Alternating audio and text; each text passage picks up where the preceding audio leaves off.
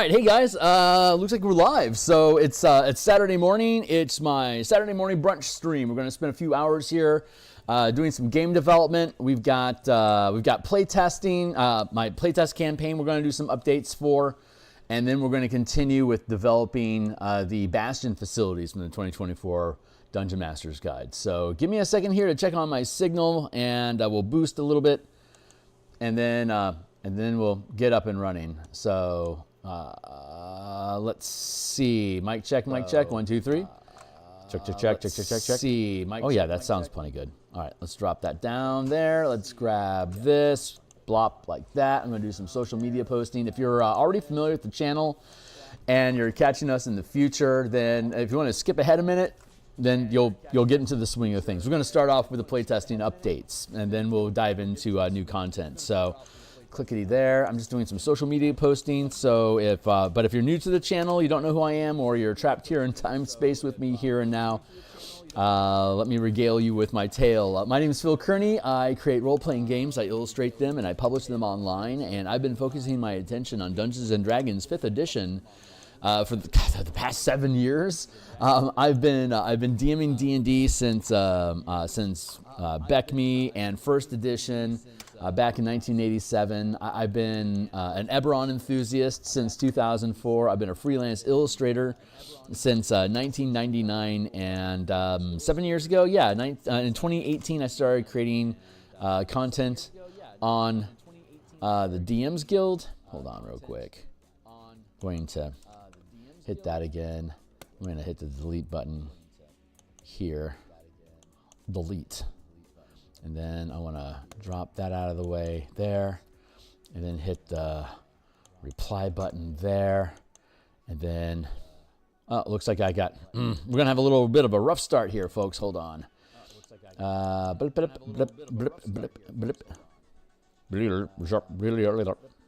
that looks good. There, that looks good. Let's do copy. I just forgot to do an update here real fast. Bam, that works. And blip.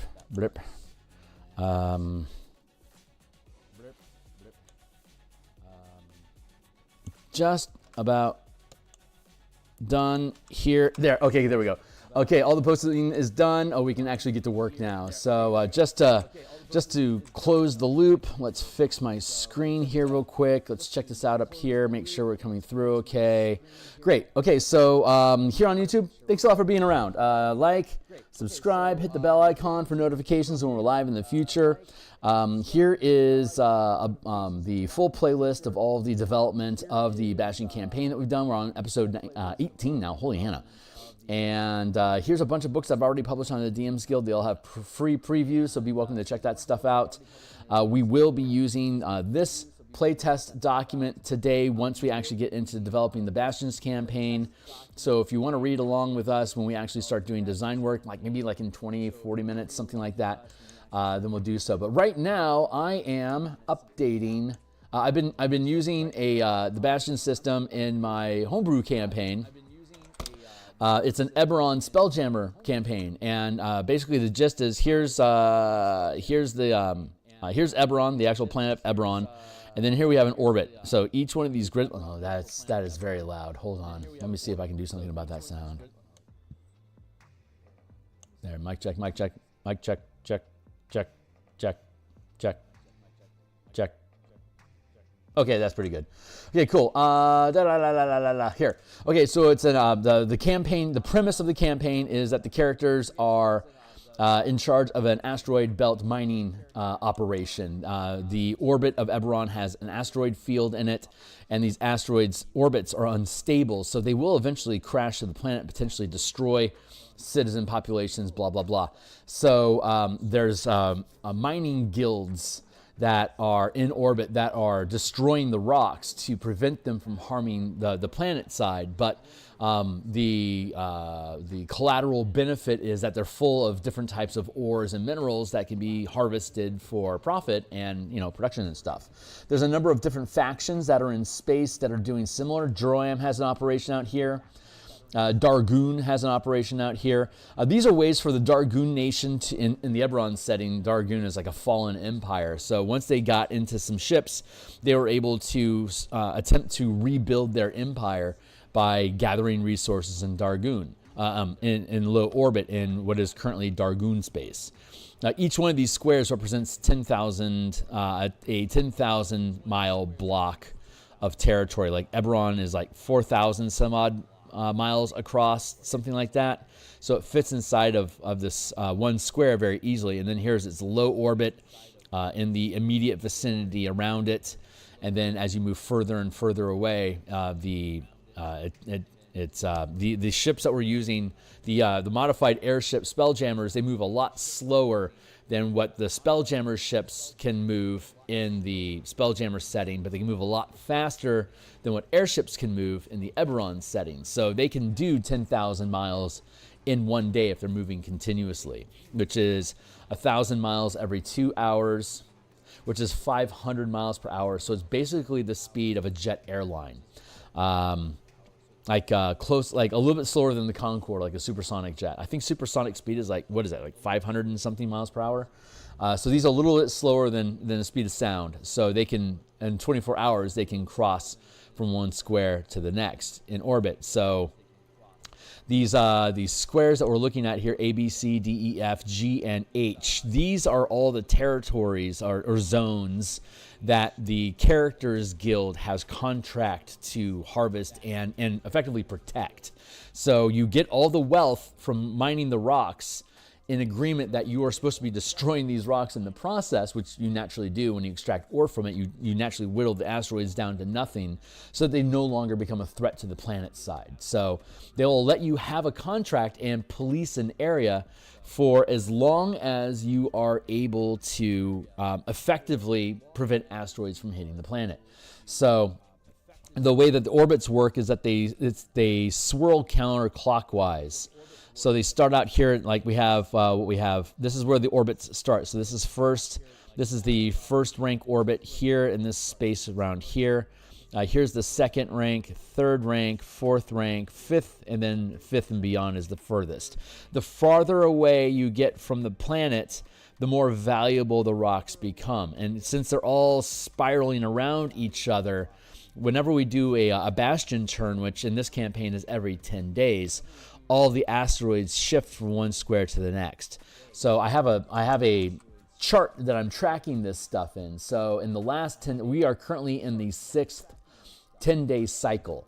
So basically what happens is, in the style of the Bastion campaigns that we've been talking about, is you have a Bastion turn, complications arise.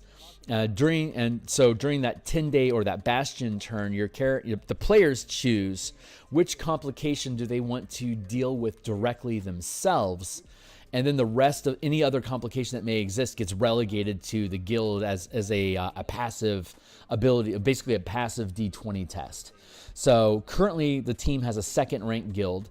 So when they're making passive checks, all of their industries are at second rank. So they roll a D20 plus 2 plus the D6 to see what the result of their ability check is. And obviously a higher DC equals more success.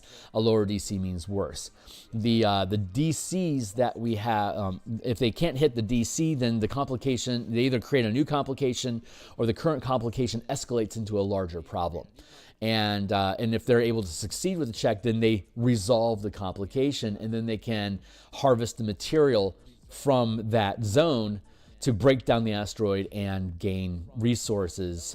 Instead of having gold or wealth of any sort, it's just resources. So when you mine an asteroid, the guild gains resources. The resources are then spent to purchase additional territories, increase the rank of your industry. There's military, there's economics, there's research and development, and there is recruiting and loyalty. So those are the 4 industries that we're using in this campaign. And so if you have a failure in one industry, it generally results in you having to pick a different industry to try to solve the problem. And if you can't solve a problem throughout the course of all of your industries, if you run out of industries to solve a problem, then it's a failed task. But as the rocks move from section A to B to C And then look at that, this drops into Droam's territory. So, and then the team will get whatever is in this rock, whatever is in C goes into Droam and then comes out of Droam into G the next turn. So we actually have a circumstance here. The last adventure that we just finished was a delving mission where the team sent basically a delving team, like adventurers, into the rock. There was a temple, some forgotten temple that was found in the crevasses of this asteroid that they were attempting to mine. And the policy of the guild is if you find monsters or weird architecture or artifacts, stop mining so that you can send a delving team in to explore what that is, to become a dungeon delve adventure, to find out what's in there, remove any threat, or extract whatever kind of treasure, loot, or information you can get from the place. And once you've resolved the dungeon, then it's open for you to continue harvesting. So in this circumstance, in our last adventure, they were in territory C, which we represent with this eyeball. They had I'm gonna get this leaf out of the way. They found a temple in the asteroid here, and the asteroid that they were attempting to mine in 10-day cycle 5, it was a rock of electrum. So if they're able to successfully resolve the temple, then they would be able to extract electrum. But they noticed that next turn it's going to drop into Droam, and then it's going to come back into their territory again. And they'll never see it again because it'll get cleaned up by these 1, 2, and 3 are separate, like dwarven, gnomish, and human factions. This over here, this is Sarlona, which is completely separated at this point from Eberron, because once we were able to get into orbit, Sarlona is all about psionics, and the outer area of the outer reaches of the asteroid belt is full of massive dragon shards. And in the Eberron campaign setting, dragon shards resonate psionic energy if you're psionic. Sarlonans are nothing but psionic. And they're the dreaming, as it were, the Dalcor, they have these possessing entities that enter their body through their dreams and then start to control the people that they possess. So these entities become more powerful the more psionic energy that's around them. And in the actual campaign setting, they set up these obelisks that amplify psionic effects so that the Dalcor, the Kori, can continue to control the humans that exist inside this space. So once their nation. So once spelljamming became available, if they went out into the system, they're among these huge crystals. So they don't have to worry about setting up amplifiers. They just move their entire population into orbit so they can just literally live among and on these crystals. So their psychic energy is amplifying inside this huge territory. And it can just continue to grow beyond orbit and just continue to expand. Directly across from it is the elves of Arenal.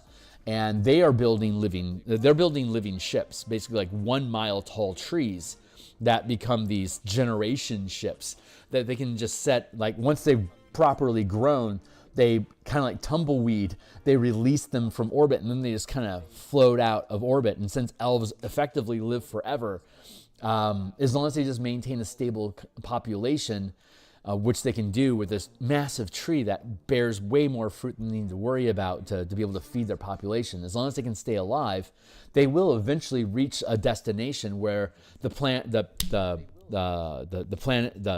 tree will land and then start to pollinate and spread, so they can span worlds very slowly, but their lifespan is so massive that this is an easy process for them. It's a zero effort for them to be able to extend themselves perpetually through space that way.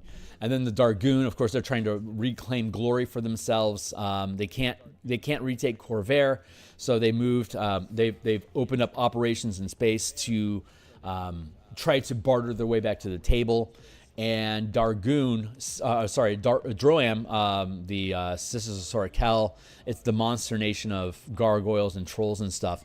They go into orbit because that was a way for them to gain quick economic power. Just like the Dargoon, they're trying to gain equal economic status in Eberron to be on square footing with the Corvair nations that are that are dominating the continent now. So they want to be viewed as equal citizens of the world. So they're doing that through this dangerous asteroid belt operation. The players, their guild is populated of, hey, how you doing? Hey, Francois. The players, their asteroid belt guild is composed of Zalargo gnomes, dwarves from Warhold, and the Warforged nation. So in my campaigns, the 2 campaigns ago, I run 1 to 20, like I run 5e campaigns from level 1 to 20 in about 250 hours.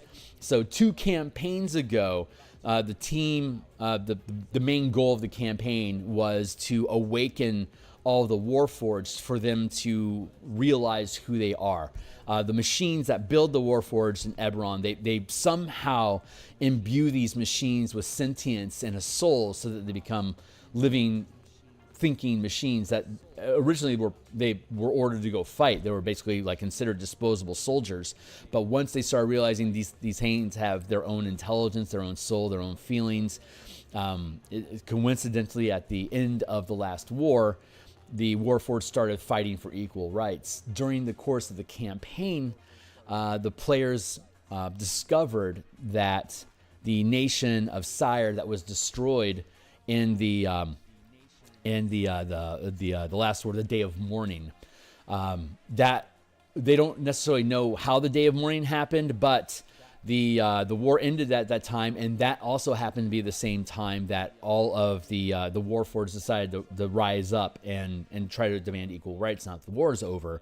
The players discovered that the seers, all of their great architects and artificers were actually had Warlock pacts with this god of machines that, it turns out, when your Warlock died, the soul was claimed by this demon, and when they started creating Warforged, they were basically praying to their god of machines to help them create these things. And that's when the players eventually discovered that the souls of all of these Warlocks were basically being fed back into these Warforged to make them more effective. So the demon was recycling souls of all the Warlocks that had packed with them, so that the way that the campaign works is if you start at level 1, you have 1 point of mana, and by the time you get to 20th level, you typically have, if you're a full caster, 100 mana. So a Warlock, its cycle is different. Like Warlock has short rest, so it's not 100, but like a sorcerer has 100 mana at 20th level. So like a god that invests into giving divine power to a cleric, they're basically farming mana. So as your cleric becomes more powerful, they have a larger and larger mana pool. When that cleric dies, that mana is claimed by the god, and it's now more resources that it can spend. So if you were playing a Beckme campaign, basic, expert, companion, master, immortal, the immortal level is when you start building, you could choose to create a species of creatures that worships you. And the idea is that the more worshipers you have, the higher level your immortal character becomes. And so using that idea here in 5e, the idea is the mana is a representation of how much divine energy they can focus on any particular task at a time. So this god of machines with this Warlock pact was able to figure out a way to regain mana over and over again off of the same soul by feeding it into a machine, and then having that machine, as the Warforged, develop levels independently. So it gained all the mana off of the Warlock, claimed the Warlock, fed the Warlock back into the machine, and at the end of the campaign, when they learned all of this, they destroyed the god, and that freed all of the souls to return to their bodies without having their memory taken from, like their mind was being wiped by the god of machines, so they wouldn't remember who they were, so they were easily manipulated. But when the god was destroyed, all the Sirens, they regained their memories. So all the Warforged in this campaign are dead Sire Warlocks, and they've lost all their power because their god is dead. So they have to basically rebuild from the start. So there's this massive displaced population of Sirens that don't have a home anymore, but they're amazing. They know all this stuff about artifice. So they team up with the dwarves and the gnomes, and they go into orbit. So all these white spaces that we have here, 1, 2, 3, and then these letters. The letters are the players, and then 1, 2, 3 are different factions inside that same gnome, dwarf, warforged collective. So all the warforged are in the players team, plus a little bit of dwarven support and some gnomish support. So that's the composition and who they're fighting against. These guys are sandwiched in between Droam and the Aranel elves, and now they've decided to start squeezing into this little space to try to buy up this property. They have to spend resources to gain these properties, and each zone, it's first rank, second rank, third rank, fourth rank, fifth rank.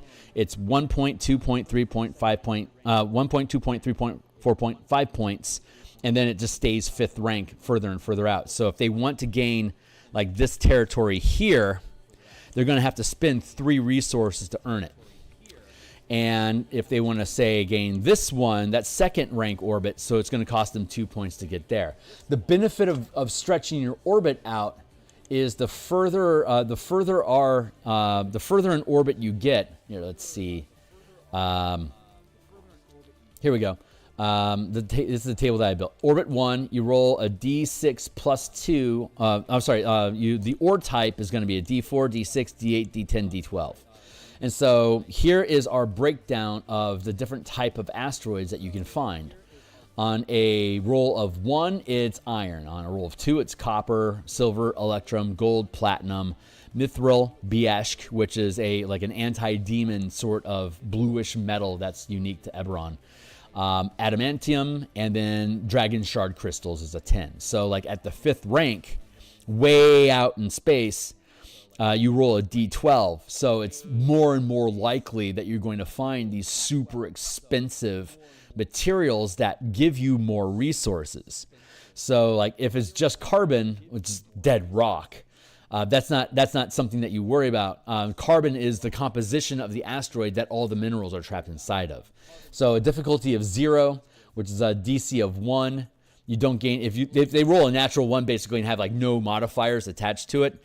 It would just be a dead rock. But there's because of the way that the system works, a D20 plus your plus 1 because of your rank, and then the D4. They can't roll less than a 3. So the DC, so it's unlikely that they're just going to find pig iron, unsmelted pig iron out there. But if they do, it's worth 1 resource. Copper is a little bit higher difficulty to mine, and so it's worth 1. But it's also worth 1 resource. And then you get silver and electrum. They're in the 2 resource band. So if they, every time that they successfully, whenever they successfully extract ore from a zone, they gain the amount of resources that are allocated to the zone that they're in right now.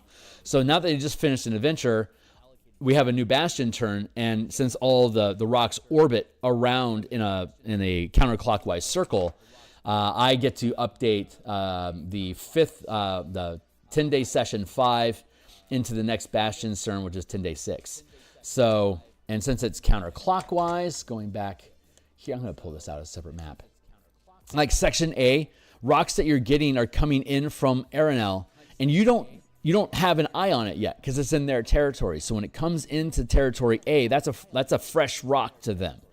And then in the second rank, they also have territory D, and that's also coming in from Aranel. So that's a fresh rock for them. Whatever they don't finish in F and whatever they don't finish in C falls basically into Droam territory. They disrupted this square. They're kind of at a small skirmish right now with the Droam nation over their territory rights. You can see that Droam is trying to encapsulate, or like trying to like go the game of Go. They're trying to encompass the players' guild in retaliation to them basically fighting back against. Droam keeps trying to muscle into their territory. The team fights back. So Droam just keeps aggression and moving, like trying to surround them.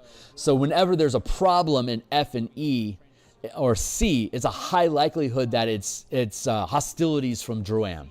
that's causing it. So they're trying to figure out how they can get Droam to back off. A lot of the gargoyles that used to work as miners and soldiers in Droam defected to the players' guild. So they now have gnomes, dwarves, warforged, and they have a contingent of gargoyles that work with them now because Droam treated them so badly. And they looked over at what they caught wind of what the players were doing, and players are doing cool stuff like players do. And they're like, we want to be part of that team. So they figured we can defect and work with the players instead, and they'll take care of us. So that's triggered Droam. So now Droam has heavy hostilities towards the players. They're trying to figure out how can they retain their borders using fighter craft to basically patrol their areas, to keep Droam at bay while they continue to accumulate resources to be able to build up a strong defense against them. Like that's the meta plot, the overarching plot that's going on right now inside the campaign. And then each session, each Bastion turn, if something goes wrong with one of these rocks, then that creates a complication, and then they choose which one they want to deal with, and that becomes their adventure for that session, for that cycle. And everything, all the other complications that they aren't currently adventuring inside of gets relegated to be a D20 test that the Bastion performs. The Bastion is second rank, so it's rolling a D20 plus 2 plus a D6 against the DCs. And the DCs of success are determined by the level of by the value or rarity of the ore that they're attempting to harvest. So like if they have, looking at the table where we're at right now, they already know about, like in area E used to be D, right? So it started D and now it's floating counterclockwise. So D becomes E. And they already know what is, they knew from the last session that D was a gold rock, or a rock full of gold ore. So now that it's in territory E, they'll have another cycle to take chunks out of it.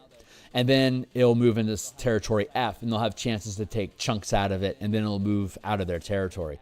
This, the reason I have an X here is because them taking the gargoyles from Droam destabilize their control over this zone. So this is contested territory. So if the team wants to, they can go into this space and harvest rock from it if they want to. That is currently...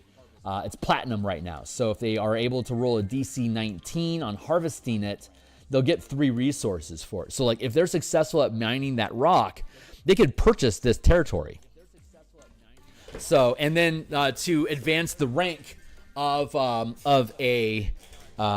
industry, because they have the military, they have economic, they have human resources, loyalty, and then they have research and development. So those are the 4 industries that we're using inside of this. Instead of having like the 7 orders from the DMG, this frames things as different types of industries. And depending on what kind of game you want to run, you can organize those industries differently. Like if you were playing like a Crusades campaign, you could have military, loyalty, and faith and religion, and like those might be the only 3 that you worry about. So your military power is like how much military can you muster to a conflict during the crusade.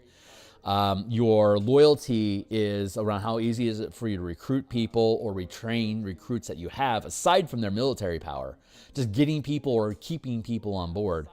And then the faith or religion industry is like what kind of spell power can your gods grant to you to bolster your military and recruiting efforts, or to combat enemies on like a spiritual level, or like on the ethereal plane, for instance. It's like you could run a fantasy crusade campaign like that, where you're limiting your palette to only 3 industries, so you're developing your crusade to become more powerful in those 3 dynamics.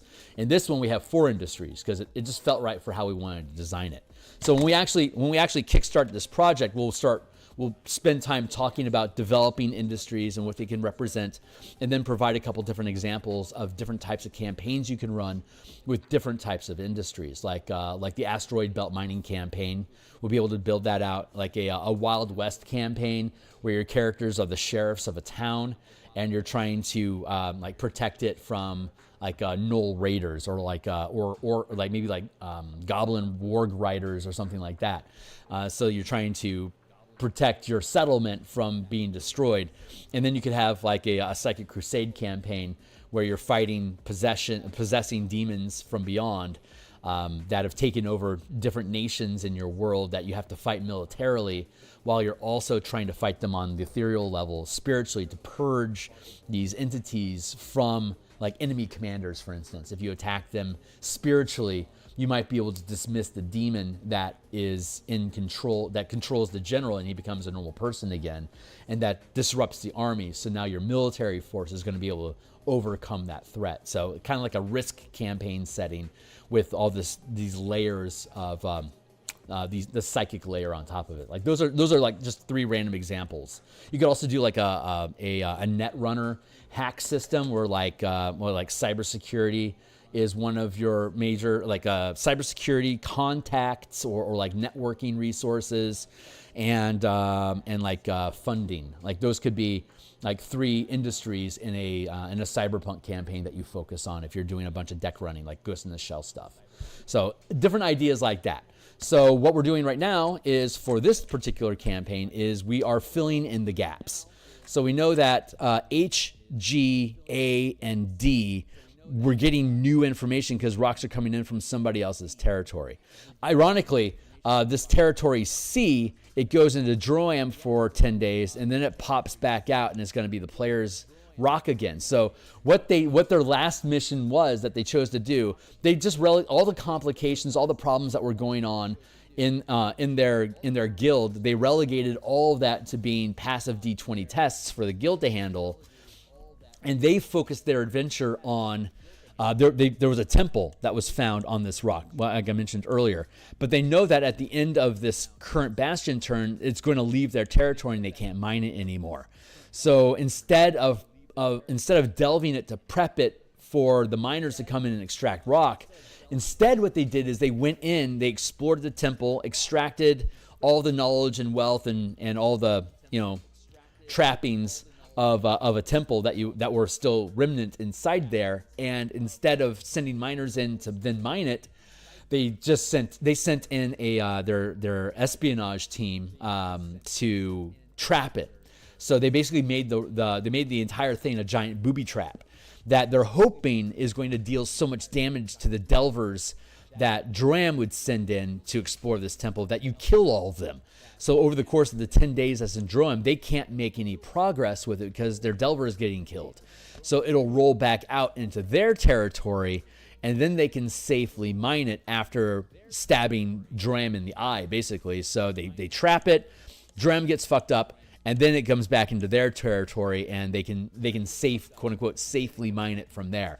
But if any complications comes up, two Bastion turns from now, it's going to come back into their territory, and then they'll find out what's the fallout from that operation. Like, did that work well for us, or did that go badly against us? And again, those are just ability checks that you make to determine good, bad, and the degree of good, bad that it was. So my current task right now is to look at what kind of rock is going to be in orbit in G, H, A, and D, and how much of it is left. So if you can grind a rock down to 0%, you get a bonus. Like in area G last session, they ground the rock that was here down to 0. The goal is to destroy the rocks so they don't hit the planet and potentially kill population. So not only do you get the actual resources that are gained from the type of ore that's in these rocks, but you also get a kicker bonus of 1 additional resource every time you can grind a rock down to 0, because you're doing your job of protecting the planet. And that's why you're up there. That's why the governments of the planet send all you guys out there, protect the planet from Skyfall. And once it's out there, grind the rock down, great, we're going to reward you a point because you're doing your job, plus all the materials that you got from it. So they're motivated to try to grind a rock down to 0. Like they almost ground H. Get out of here. H, this territory, they just picked this territory up and started mining it, and they got it down to 4%. So they're not going to see that rock come. They will not see that rock by the time it gets back to A. They have no idea what's going on inside here right now, because by the time it gets down to the lowest orbit, it generally just gets ground down to 0 before it can ever come back around again. Because the percent of rock, whatever the result of your ability check is, that's the percent of rock that's destroyed. So here on like for that rock, there was only 15% of the rock was left at that point, and then they rolled a 19 on their ability check. So the ability check was high enough to overcome the DC of the Electrum rock, which meant that they got the 2 points of resources. And since the 19 that they rolled was above, they subtracted that from 15%, which ground the rock down to 0, so they got the kicker point. They would have gotten a kicker if they just rolled 4 higher. I mean, they rolled a 26. It was a ridiculously high roll. They wouldn't have been able to do better. They would have had that rock, let that rock go. And you can see up here in copper, in orbit A, here they actually rolled a 1. I'm sorry, no, that's not right. Where am I looking? It was here we go. Extract. Let's see. Let's see. They didn't do any extraction here because that's where they held it up. Gains. Oh, where was I looking? Yeah, here it is. Here it is. This Electrum rock in E. They had a DC 13, but they only ended up with a roll of 4. So like they literally rolled a 1 on the D20 and a 1 on the D6, and they had a +2 bonus because of their second rank. So they literally rolled a 4. And so they didn't get any resources because they failed the DC, but they still ground the rock down in the process of attempting to extract the ore. So even if you fail, you'll eventually grind the rock down to 0 and at least get something for clearing it from the orbit. And once you clear something from the orbit, other stuff just naturally fills in. Like when they ground D down to 0, instead of getting something new from over here, it would drop in from out of orbit here. So everything is trying to push down gravity into the planet in this spiral effect. So when you zero out something, whatever's further out, like if they zeroed out A, D would drop into A, and then it would move to B, then C, then into Droam. So if they ground H to 0, then whatever was going to be here would drop into their H territory. In some instances, it's 6 or a half dozen. They don't know what's in Jargoon's territory, and they don't know what's outside of their own zone. So it doesn't, whatever that rock is. But if they grind it to 0, if it comes from a further orbit, there's a chance that it's going to be a higher value rock. So depending on where you are in orbit, the further out in orbit, the higher die roll you roll. So like if they cleared out a first rank orbit and they dropped it to 0, then they would be able to roll on the second rank orbit without having the second rank territory. So they get a bonus point for clearing the rock, and they get to roll on a higher table to potentially have a more valuable rock become available. And then we have a percentile of how much of the rock is left. If you're all the way out in 5th rank and beyond orbit out here, no one's had a chance to touch the rock yet. Probably haven't touched the rock yet. Like some of these, like Sarlona and Aranel, they are out into and beyond 5th rank orbit. So they can grind, like they can pick at stuff a little bit as it swings through. That's why you have the range of 75 to 100%. That 75 to 99% is representing Sarlona or Aranel taking a bite out of it already. So the closer you get to orbit, the lower percent is left of the rock, which means you have less time to harvest it, but you are also more likely to gain that bonus resource for clearing the rock. So as they get closer and closer, it becomes more and more important for you to clear them out. So since they spiral in a counterclockwise, everyone gets a turn at chewing on the rock before it goes away. And it's almost, because of the amount of people that are chewing on it, it's almost guaranteed that it's going to disappear. So it's a pretty stable system. It takes some pretty crazy circumstances for a rock to actually get through. And then it's basically a saving throw against whatever percent is left of the rock. That's your DC, which could be like a 30%. That could be like a 30 DC if it's 30% of the rock is left. And if they fail the saving throw, then it smashes into planet and potentially people are killed. So that's how the campaign runs. So since we have clearings on our field right now, we need to fill in our gaps for the next session. And then we'll start setting up the complications that the team might have to deal with. So I'm just going to use my dice over here. And we're just going to start with A, and then we'll go into We'll do A, G, and C since they're all in first orbit. A, G, and C are empty. And then we'll do D in the second orbit. So what are we supposed to roll? This might be a higher level of complexity than what some tables might want. But this is basically all this stuff is what the DM does. So like this is the DM using these mechanics to generate adventure ideas as you go along. So we're looking at first rank orbit, which is going to be a D6 plus 2 to determine what type of rock we have. So I'm going to roll a D6, I'm going to roll a 1, and then, hey, Francois, could we, instead of mining, try to steer the rocks into specific regions and towns?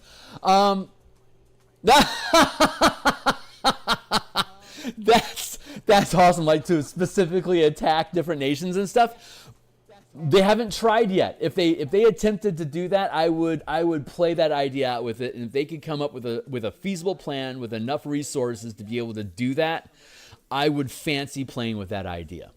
So we'll talk about what they do with their resources later, but they can use those resources to create troops, to buy new fighter craft, to research and develop spells and effects. They can make artifacts with them, and they can hire additional adventuring teams. So there's a lot of stuff that they can, like on that adventuring team, you can spend resources to like give them inspiration points. You can equip them with magic items or additional spell scrolls.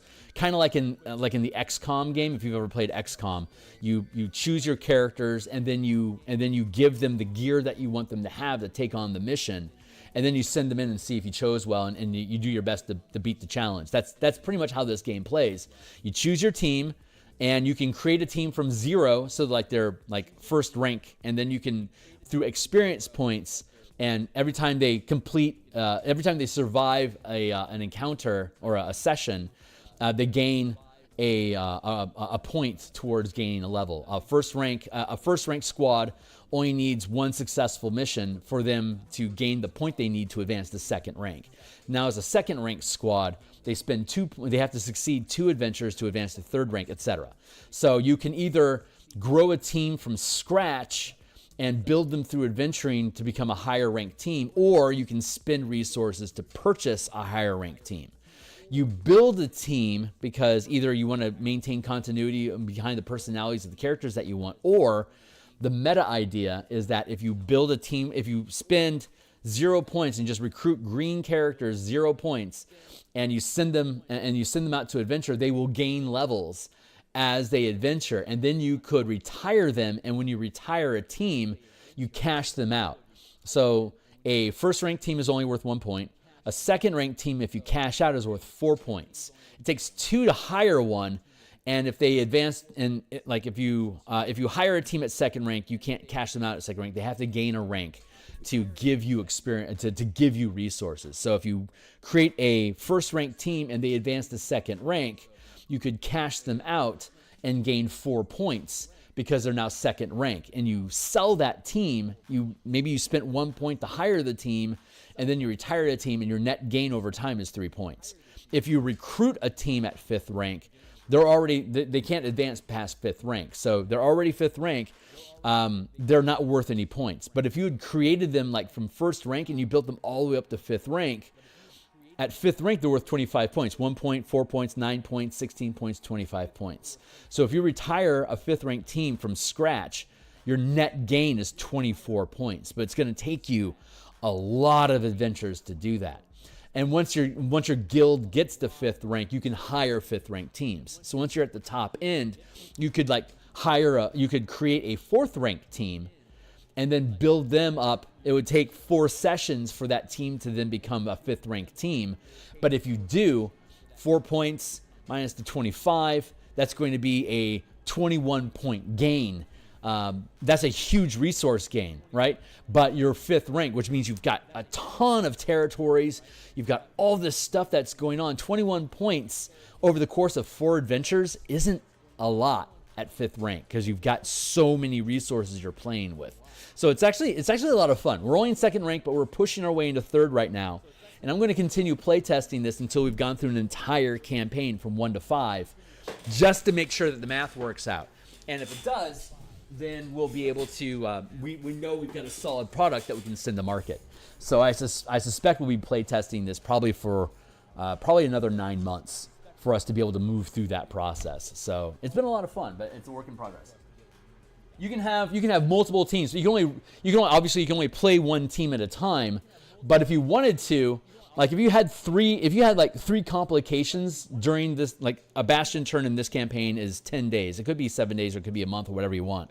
But if you like have 3 complications, you could run one team taking care of one complication, and then you could relegate the other 2 complications to be a passive ability check to see if your guild can handle it with their NPCs. Or you could decide, I want to do all 3 missions. So you do one mission, and then you do the next mission as players, and then you do the next mission as players, and all 3 of those are happening simultaneously in different territories. So when you complete all of those, you complete all of those tasks. So if you want to move more slowly, you can have multiple teams at the same time. And there's delving teams, there's fighter combat teams to fight monsters in space and to do territory disputes with other nations. There's also an espionage team that can sneak into other people's territories to find out information as a heist, like a heist sort of mission where your goal is to not be discovered. Like in a delving mission, if you fail, generally that means that your characters are eaten by a grue. In a military mission, if your team fails, it generally means that your military force was destroyed or captured by the enemies. And in an espionage mission, if they fail, they're captured. So then the fourth is diplomacy. You can send a diplomacy team in to try to negotiate getting them out, and that is the diplomacy dungeon. If you check my history of streams or search for it, there is one of them. There's 2 sessions I spent on developing diplomacy dungeons, where it basically maps out all the possibilities of different conflicts that you can run into during negotiations. So it becomes a social interaction encounter that's built off of ability checks, where the team is placing these different are throwing out these different ideas and negotiating points and countering with the DM, who's the negotiator on the other side. And depending on what your ability checks are, like you can detect, like there's a trap here. Like if we detect this trap, they're trying to get us to make a commitment of some sort. So if you fail the trap and you can't disarm it, then you basically force your guild to make a concession. So traps damage the resources of your guild. While if you succeed at diplomacy missions, you can gain resources from your enemy. So diplomacy missions operate at the level of guild, while military, delve, and espionage missions operate at the level of characters. So you can run both of them at the same time, and each one is their own separate scenario. And a lot of times you can choose how you want to approach a problem. Sometimes you can approach it with espionage, diplomacy, or military. If you're going into a rock, it could either be delving or espionage, where delving is trying to clear the obstacle, while espionage is either tampering with or gathering information about. Like in the case of the rock that they're sending into Droam, they use an espionage team to trap the hell out of it. So when Droam got their hands on it, it would blow up on them and it would deplete their resources further. So there's a lot of different ways you can play with it, and you can interact at different levels, like at different scales of perception and how the campaign runs. So I rolled a 1, I added 2, and that means I got a result of 3, which means it's going to be silver. And silver is a difficulty on a scale of 1 to 10. Silver is a 3. So its difficulty is on a scale of 1 to 10, it goes from 1 to 31. So 1, 4, 7, and then we're at 10. So territory A is silver. Silver is worth 2 resources. And how much is left? The percent left will be 15 to 40, which is 3 to. I should have the die rolls here. Hold on.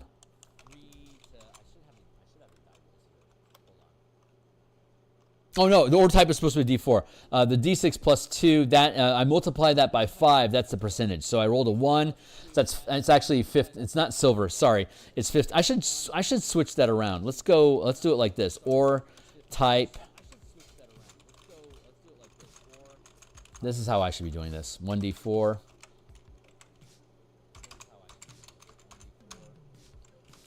1d6. 1d8. 1d10. 1d12.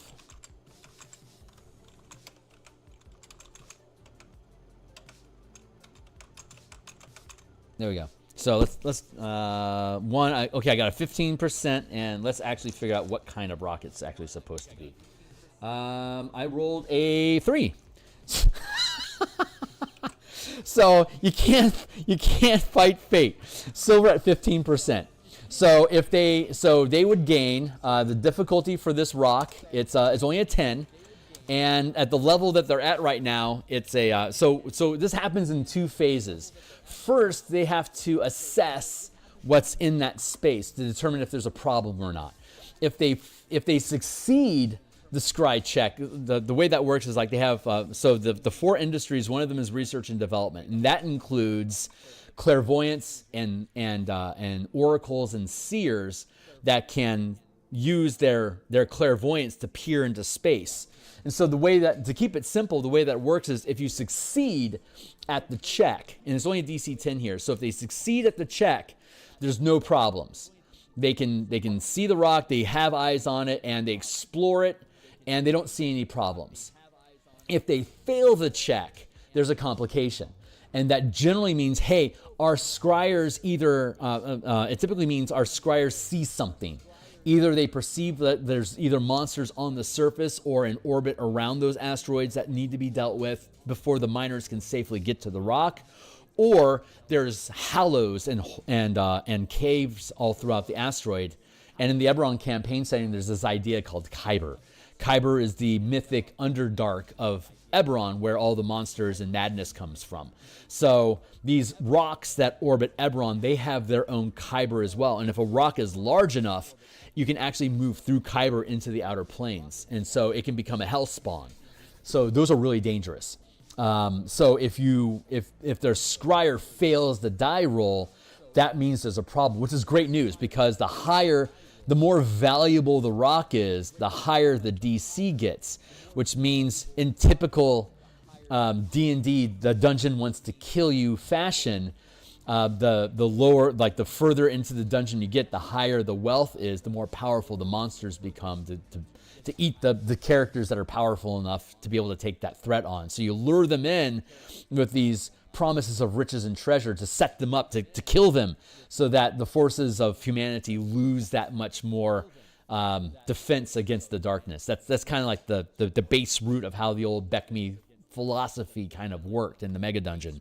So taking that same idea, the more valuable the rock is, the more likely you are to fail the scry check, which means you didn't fail at scrying it. It just means that it has a problem that you have to deal with. So if you want to chase after big rocks to get big rewards, you're probably going to have to send your characters in, because your characters don't just fail on a die roll. They actually get to go through the adventure and have their own agency to think of their way around the problems to be able to solve whatever the complication is. So then they can get the points and start extracting. So it happens in 2 processes. The scries to determine if there's going to be a complication, and then they deal with the complication, and if they're successful with the complication, they can then extract the rock.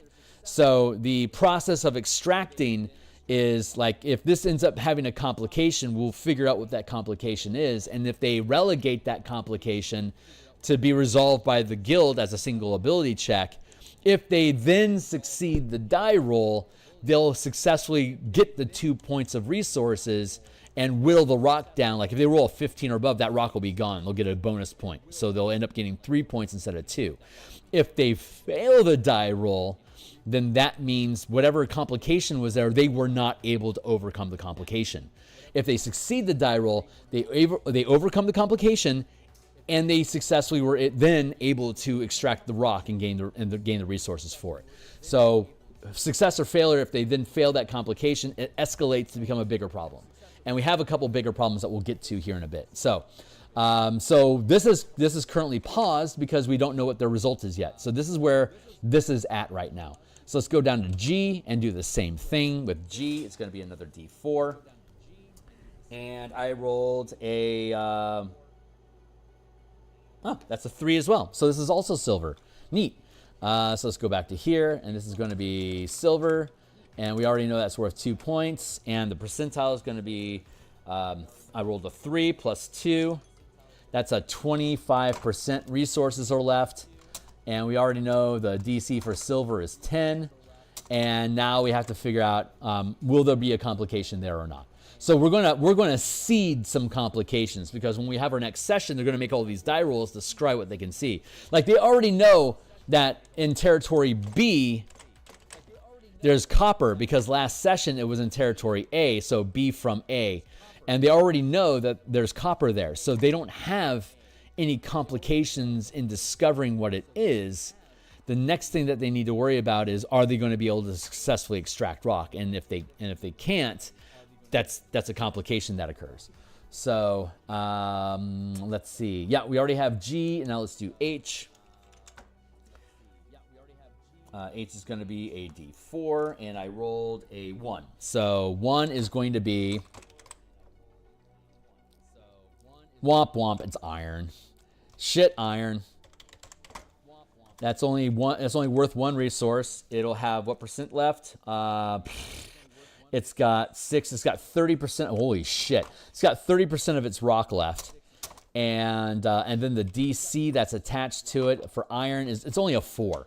So the likelihood that there's like no one's going to give a crap about this iron rock. Like it's basically eating their resources to go after this thing. It's like it's like a wash. They're not going to gain anything from it. They're not going to really lose anything from it. But they got to clear it so it doesn't destroy the world. So that's where that's at. And then in secondary orbit, they get to roll a D6. This is territory D here in the second orbit. So in the secondary orbit, we roll a D6. So we roll a 4. And a 4 is Electrum. So we'll drop down here into the E orbit. That is Electrum. We know from down here, we can see Electrums are worth 2 resources. And the percentile that's left in secondary orbit is D6 plus 5. So we roll a 2 plus 5. 35% is left. And the DC we already have here is 13. So we'll see what the scry result is. And I want to, we want to prep some complications. So let's go through first off here. Let's look at what's in territory F that was in E. In the last session, they weren't able to mine E because they found a nest of phase spiders. So they sent as a guild task, they relegated the task to NPC delvers, but they failed the die roll. So the phase spiders are still there. They ate the delvers that went in, and they can't harvest the rock yet. So they already know what's there, but they didn't clear the complications. So since it's sitting in their territory F, they have to clear this threat if they want to try to get any kind of resources from it. But we also know that Droam has been picking at them. So they're either going to, they know they have to clear the spider nest, but there's also a chance that they're going to have to deal with Droam as well. So if I find a complication at some point, I can escalate it by adding, basically how it sits right now is Droam is also starting to explore that rock as well. So if the team wants to salvage this rock, they're going to have to find a way to deal with both the phase spiders and clear Droam out of the way so their miners are safe. They're probably going to call this one a loss. Mine it or try to steer it into Smog Mountain. Right, because they've been picking a fight with Droam intentionally to cause them trouble. So like this, chances are they're going to be like, yeah, F is a loss. We're just going to let that one go. That I suspect that's what they're going to do, unless they really want to get ballsy, because they trick me sometimes. Territory X, because they took the gargoyles from Droam, that they defected, right? So they lost a lot of their workers, which meant they lost this resource. They lost resources when the team, because they did a diplomacy mission, and as a result of that diplomacy mission, they were able all this whole union of gargoyle workers in Droam defected to the team's guild. And so that ate resources from Droam. So Droam, to represent that, Droam lost a second rank orbit, two points of resources.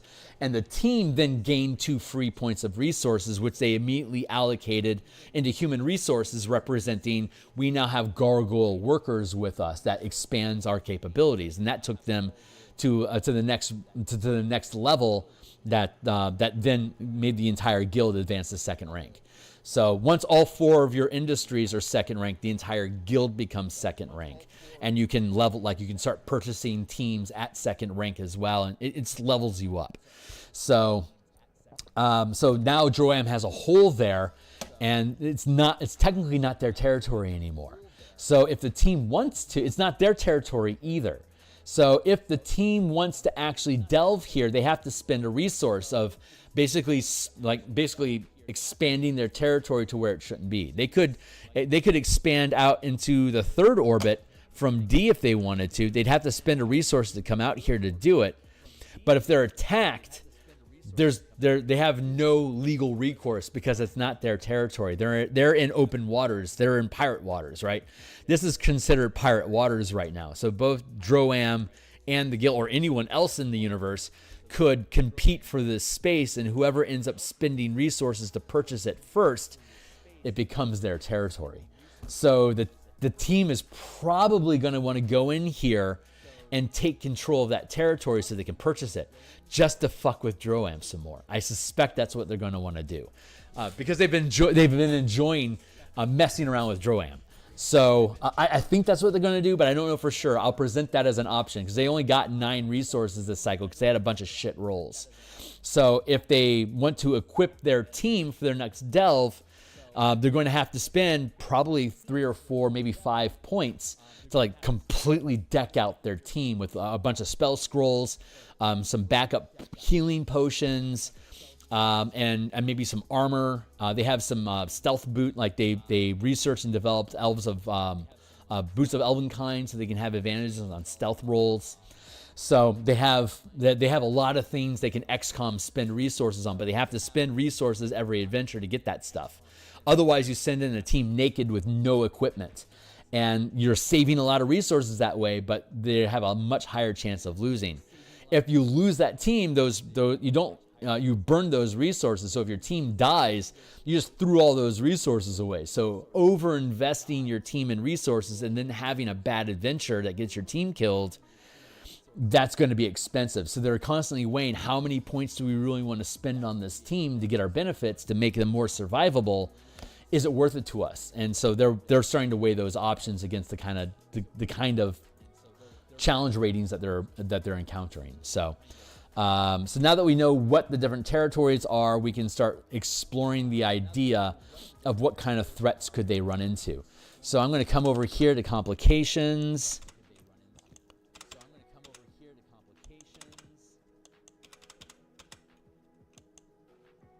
And some of them we already know the complications, right? So we already know, the phase spiders, for instance. We know that hold on real quick. Something just felt weird. Is everything okay here? Yeah, okay, we're good. Right, like in territory F and then X, they know the risks. They know what's there, and they already know what the risks is. If they want to go after territory X, no man's land, they're going to have to risk fighting Droam over that territory. If they want to try to take on F, which is technically their territory, but there's phase spiders infesting the area, and they've been picking a fight with Droam. So if the team wants this, chances are if they send an NPC team, and chances are that NPC team is just going to get killed. So if they want territory F, they're probably going to have to delve that themselves. So it's spider nest. Fun stuff. But the rest of these territories, we don't know what the complications are going to be as a result of them. If they fail their scry check, it creates a complication. So what we'll do is we're going to roll a D4. So when we roll a D4, we have diplomacy. We have delving. We have diplomacy. We have espionage, and we have military. These are the 4 ways, because those are the 4 industries that we're dealing with in this campaign. That's the parameters that we set. So whenever there's a complication, I roll a d4 to see what type of industry the complication reflects. It doesn't mean you have to solve it with that industry, but like if I roll a 1, that means that it's a delving problem, which means that rock is infested with monsters on the inside, and we have to clear those monsters out. If I had rolled a 4, it's a military issue. And in this circumstance, it's probably Droam is flexing and sending military ships in to prevent, like to try to invade their territory. So that becomes a military challenge. They don't necessarily have to deal with it with military, but if they do, it's going to be a fighter ship. They'll basically equip a team of fighter pilots, put them in their mecha, and then fly out there and have a space combat scenario where they're basically just skirmishing with Droam troops. So they all play the role of ace fighter pilots that are attacking the military forces that they send out to try to push the team away.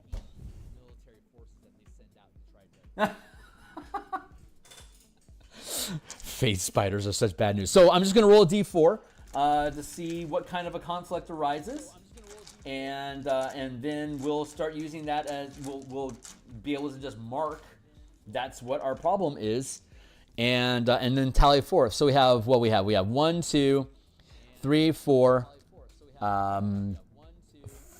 5, 6, 7. So there's 7 potential threats. The more territories you get, the more likelihood that something's going to go wrong someplace. So as your guild expands, there's more and more chances of you having adventure seeds. It's so unlikely that there won't be a complication that you pretty much can count that the team is always going to have something to do. But they could always have their own objective and then just ignore all the complications and just go chase their own unicorn, as it were. So 7 rolls. Here we go. I rolled a 4. So this is going to be, Territory A is going to be a military complication. That's interesting. And territory B is going to be that's going to be a delving challenge. So there's monsters inside that rock. I don't know. Territory A is next to Arenal, and Arenal are technically they have a truce. They're not allies, but they're not enemies. They're a neutral party. But they've already come into the team's territories A and D in the past, and they've done diplomacy missions with this, and they've discovered that there's some sort of an elven researcher that's gone missing in these territories, and they were looking for them, and the team was able to convince them that they don't know anything about it, but in fact they found the guy and they looted his body. That's how they got the Boots of Elvenkind that they then researched to have stealth gear on their characters now.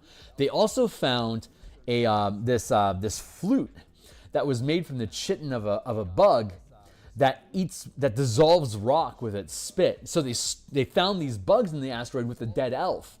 So they think the elves have been developing like this biomass weapon of like this biological bug that dissolves rock so that it just leaves the ore behind. So you can use insects to eat the asteroid, and then it just becomes pure ore that they can then use, for resources. So it's instead of using instead of using miners with pickaxes and drills, they could send bugs in to just literally eat the rock.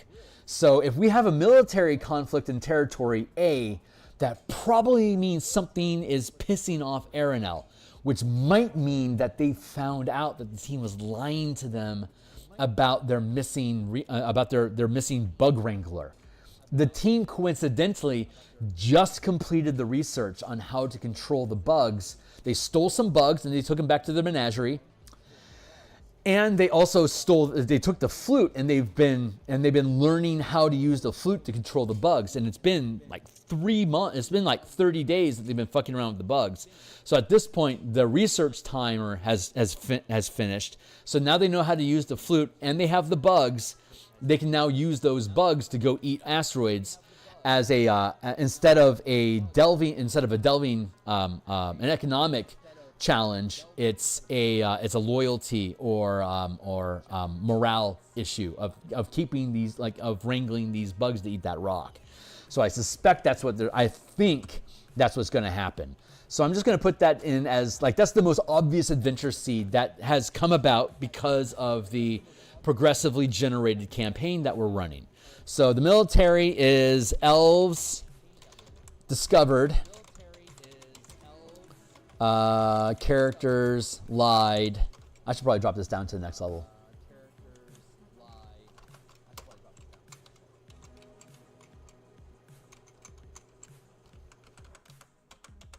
Elves discovered, characters lied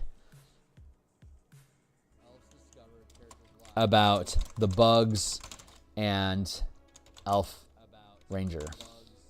So that's going to become a problem. That might require a new diplomacy mission. It could, I don't know how they're going to deal with that, but it's going to be a big fucking problem for them if they fail the die roll. So they have to hit, I mean, it's only a DC 10. Super easy, right? Barely an inconvenience. But if they fuck up, they can reroll. If they spend a resource, they could reroll. But that eats up resources fast if they can't hit the number. So they have to decide if it's worth it or not. And if they fail the die roll, that's when I tell them, this is the problem you have to deal with. And as players, they might just want to not deal with it and just relegate it to a diplomacy team and hope that they only have to hit a die, they only have a DC 10. So it's not a big threat, but they're being accused of lying about the elves. And if they succeed on the die roll, then they're able to quell the elves again. But it's going to become a recurring problem that keeps coming up because the elves, they know the answer's in there somewhere. They just can't lock the team down because they keep getting squirrely about it. So that's like the theme of that adventure. So we know that there's a delving challenge involved with copper. I'm just going to punch through these real quick just to define everything to see if we can find some sort of commonality. Oh, God, this is also going to be a delving challenge. And the silver is going to be 1, 2, 3. 3 is a diplomacy challenge. A lot of times the diplomacy challenges can be like labor disputes, like the guild has decided to has decided to strike for a reason. And if your guild goes, if the guild workers in a zone go on strike, it could be because of other conflicts in other areas. Like you're having this Elven Armada problem, so we're not going to work Territory C, even though the elves are attacking Area A. Because the elves are attacking Area A, Area C decides to go on strike. So then you have to go get them to get back to work while you're also trying to have to deal with the elves. So the idea of having union workers resisting orders is a fun way to, because they can decide to go in and start dealing with people. And that can create advantages for the team as characters to be able to do more diplomacy missions inside their guild in the future. I rolled a 2. So, oh God, that's another diplomacy mission. And here on this, in the second orbit. Okay, so this is G and H that have diplomacy issues. G and H are the most combat-oriented territories. So there's probably going to mean that they've already quelled. They had a diplomacy mission over here in B last session, and that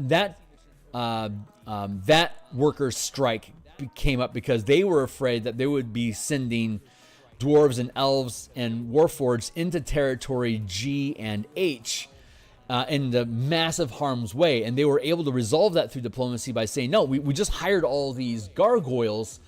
The gargoyles are going to go work territory G and H. You guys don't have anything to worry about. And that was how they succeeded their die roll, by using that talk-off point.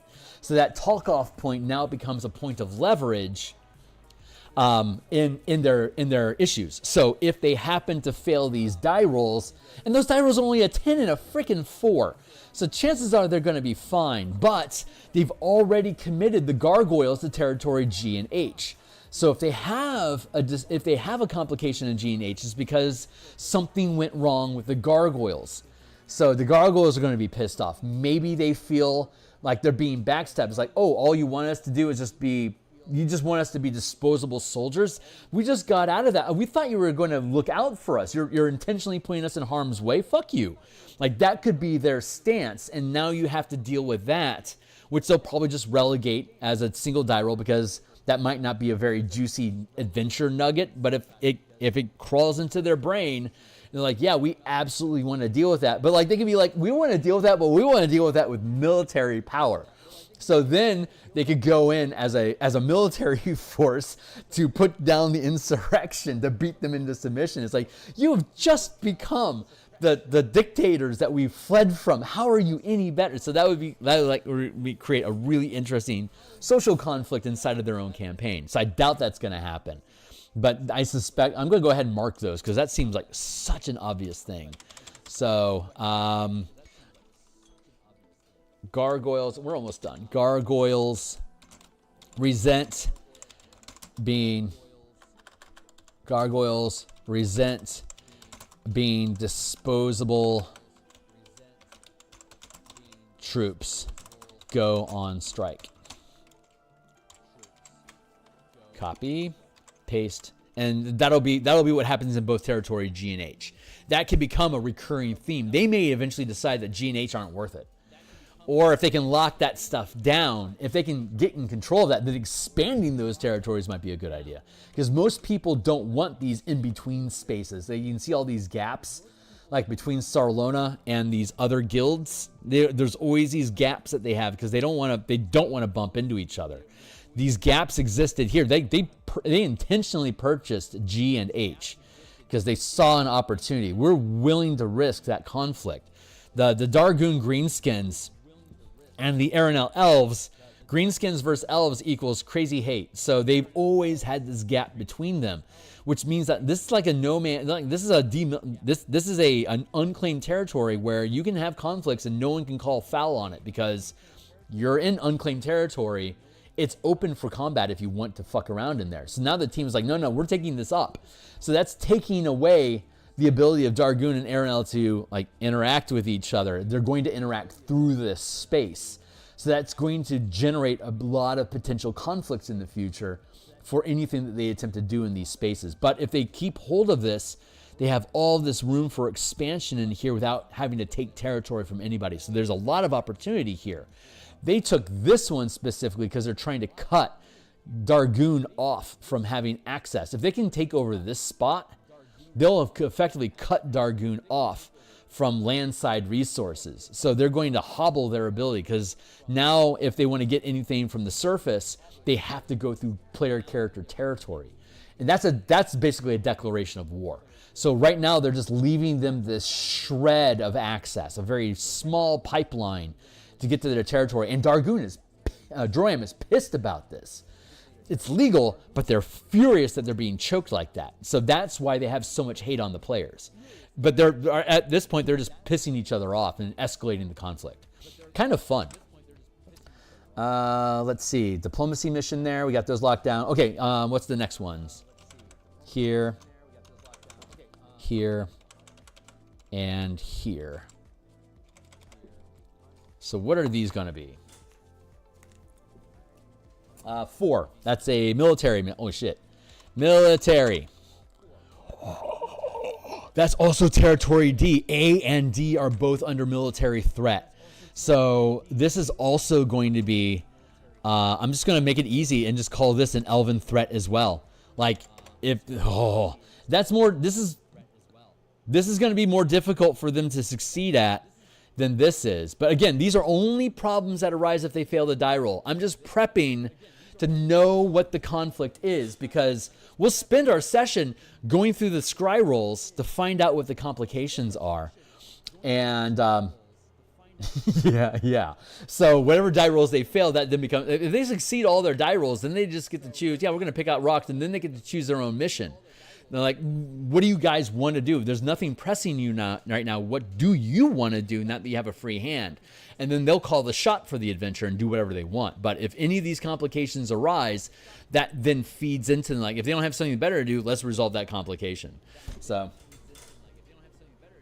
Nyogi is, exactly, the Somali pirates. There are no Nyogi yet in the campaign. They have not encountered any Nyogi. It's an Eberron first campaign. We're using Spelljammer mechanisms for them to be able to operate in orbit, but it's an Eberron lore campaign.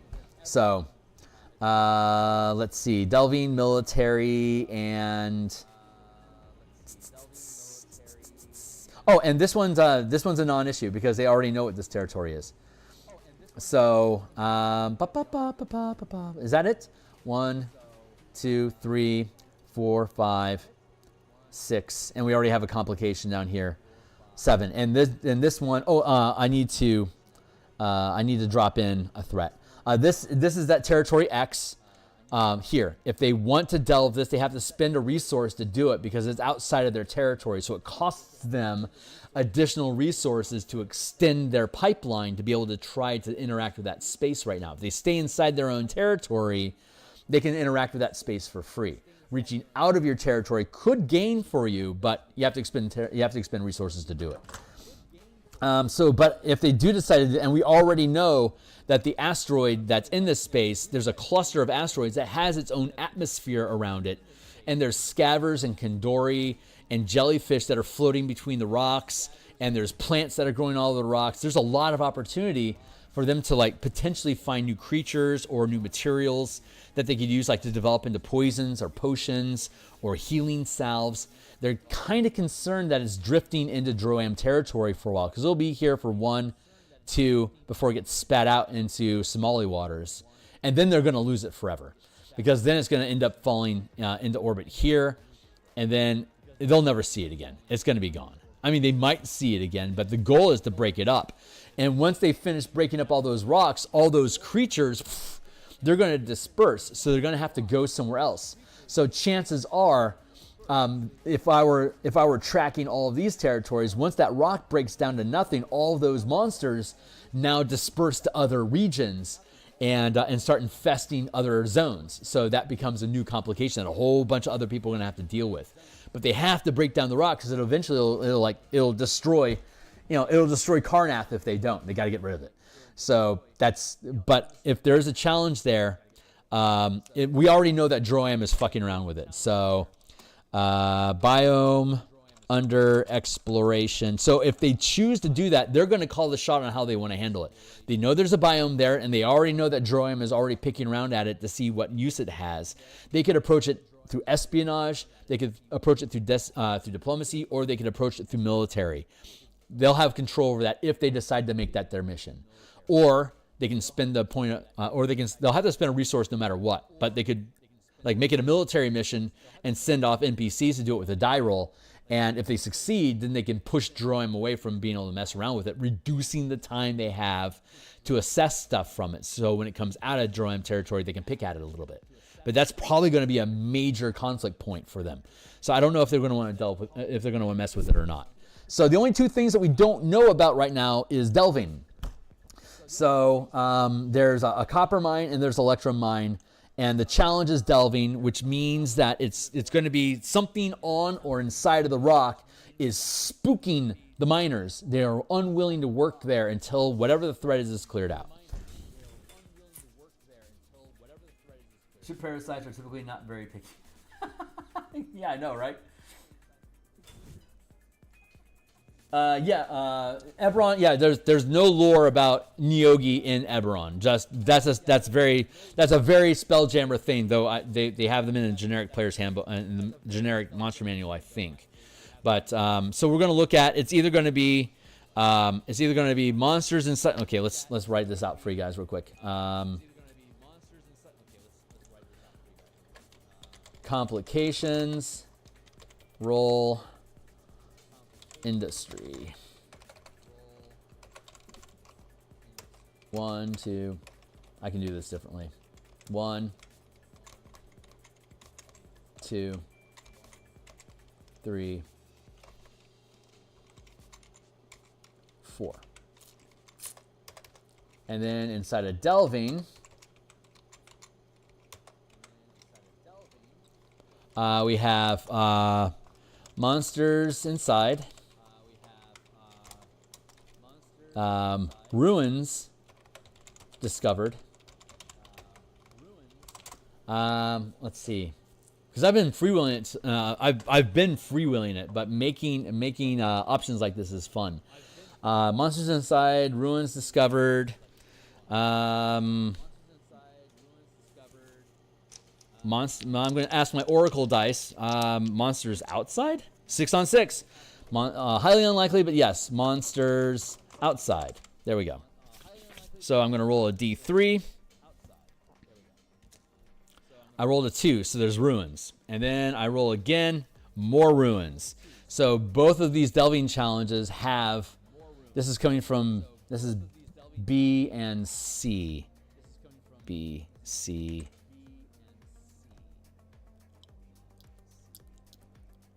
A is new. They've never messed with it before. B came in from C. B came in from A. And C came in from B. A is going back up here. G was cleared out. Okay. So let's see. Let's look at our history.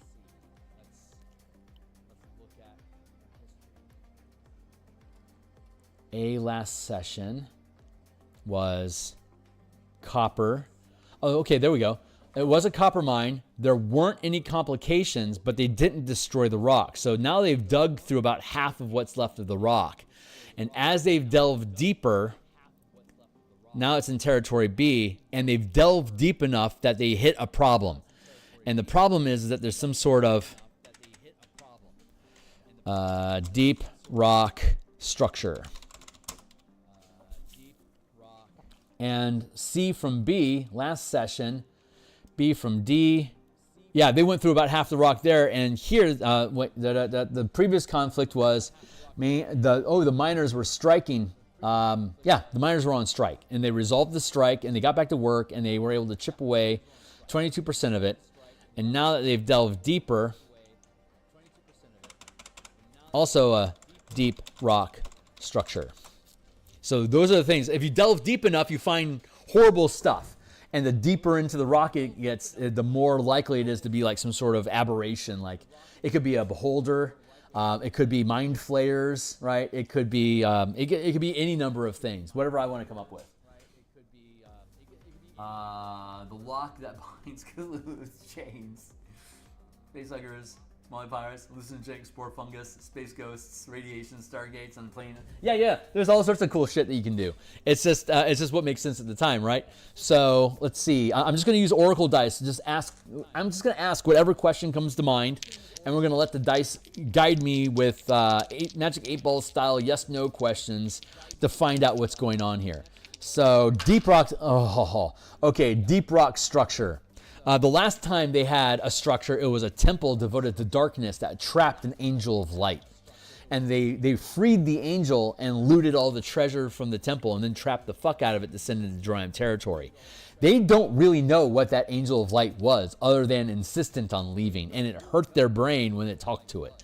So it was damaging. They found a way to keep themselves from being damaged by allowing the angel to create a psychic connection to them, but that would make it tolerable to understand its thoughts by letting it in.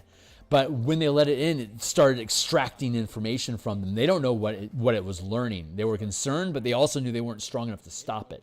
So they just kind of let it happen, hoping it would go away. Its main interest was getting into the light because it fed on light. It was trapped in this temple of darkness where it couldn't feed and it stayed weak. When they broke the prison open to let it out, it started gaining power.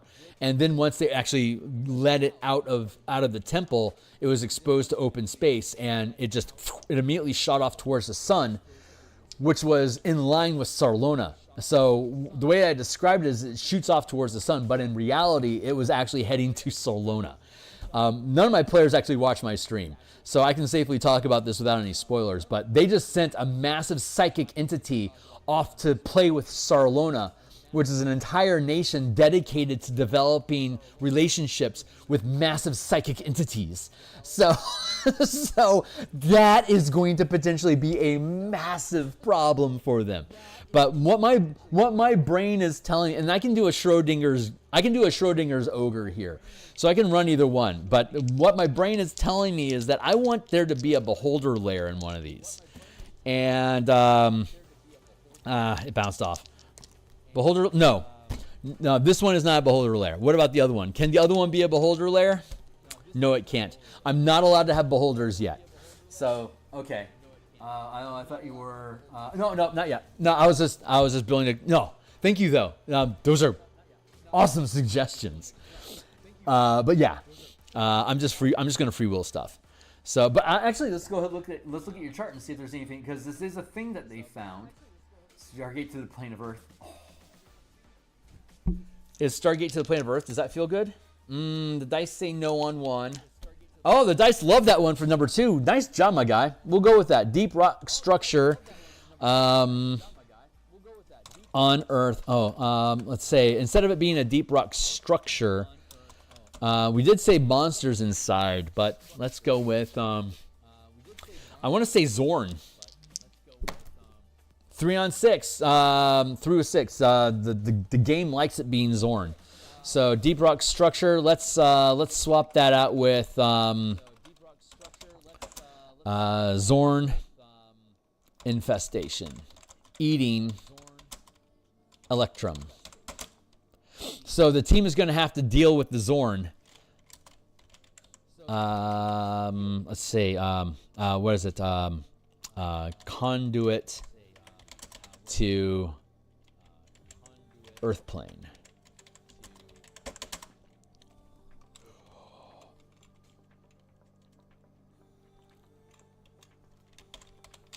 Okay, my brain just said, hold on. Okay, my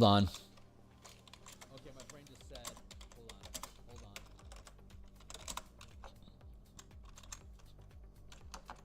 Come on, Kearney. Come on, Kearney. Press the button. You goob. There we go. So, okay, the dice love this. So the idea is that, yes, there's a structure, a Zorn infestation, eating Electrum. There's a conduit to Earth, as you suggested. So what does that mean? This is an old Earth temple that has been, that Zorn have moved into and are starting to eat the Electrum. Does that make sense? That makes sense. Okay, cool. So they're going to, this is the deep shot, not so much a temple, but a structure. There's a structure here that's holding and maintaining the asteroid as a conduit to Earth. And if they can clear the Zorn out, the conduit can remain intact. Are the Zorn are kind of stupid. So are the Zorn going to actually eat the stabilizing conduit? 4 or 5. Yes, they are. So the way that this is going to work is that, so there's a deep inside, there is like a gate has been erected that is a stable conduit to the plane of Earth. In time, Zorn came through that conduit and have been eating the rock. And in their own hunger, they're now at risk of actually eating the conduit structure, trapping them inside the asteroid. So this will eventually collapse and solve itself, but it becomes an opportunity for the players to mess around. If they can somehow stabilize this, it's going to crash eventually into the planet. So they have to get rid of it. But while it's in their territory, it's C. Where is C? A, B. Oh, shit. They're going to lose this thing soon. It's about to go into drone. Oh, Jesus Christ. What are they going to do with that? That's going to be great. They don't have a lot of time to mess around with this thing. But just like with the last C that they just sent in, this is also a temple. Oh my God, that's hysterical. They found the Temple of Darkness here that's now being messed around with side of drum. Now they have an Earth conduit, a stabilized Earth conduit. Are these rocks part of some sort of like a chain of some sort, like an intentionally developed chain? Yes. And does it have something to do with the biome that's currently in section X? Yes, it is. So I can put notes down here. X biome, darkness, X biome, darkness temple, C Zorn, conduit are all part of the same ancient culture. So does this mean that there's like more darkness stuff going on? No, there's not a darkness cult. The temple where the Angel of Light was trapped was basically trapped inside a temple, this cult of darkness. So does darkness work with the Earth? 5, 6, yes. And are they part of that biome? 2/6, yes. Okay, great. So we've just locked in that the biome, the Dark Temple, and the Zorn Conduit, they're all part of the same ancient culture. That the team has no idea anything about what that is. So does that mean there's a common language that's noted throughout? No. Is it part of the same, maybe not the same culture, but like the same world that got broken apart? Yes. Is this old Dargoon shit? Dakani. Is this old Dakani stuff? No. Is this old Zendrick stuff? Yes. Zendrick related. Zendrick used to be. Zendrick is massive stone giants, like godlike giants that fought dragons in the ancient days. And they actually created the Drow species. But in Eberron, Drow aren't Underdark. They're jungle elves. They don't worship spiders. They worship scorpions. So, well, we have that face spider issue. And that's an F from E. And that was connected to the biome. Are those related? Yes, they are. So X biome, Darkness Temple, Sea Zorn Conduit, and Phase Spiders are all part of the same ancient. So instead of being Phase Spiders, maybe, yeah, no. They already know it's spiders. So that has to stick. But it's all part of the same ancient Zendrick culture. I don't have to know all the answers yet, but that's a really exciting nugget. And what's the next thing? So that resolves all that. Deep rock structure, and now we have this other structure. What's that one going to be about? Material plane building culture, several portals and interplanes. Yeah. Because that's how mind flayers work. Let's see. So let's see. Deep rock structure. Is this actually a constructed structure? 5-1, no. So we're not going to call it a deep rock structure, but instead, where is this at? This is in territory B from A. It's copper. Is there some sort of like resonance that's being created by the 1 and 3? So it's a resonance issue. So deep rock structure.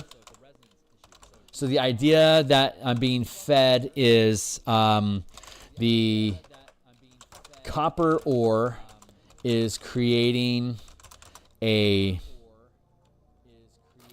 sonic resonance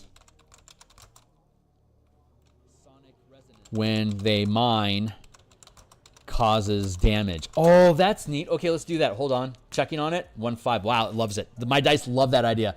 So the copper mine, it doesn't have any monsters in it, but the problem that they're facing is that for some reason, the way that the ore is arranged inside of it is it amplifies sound that when it reverberates and feeds back, it causes sonic damage.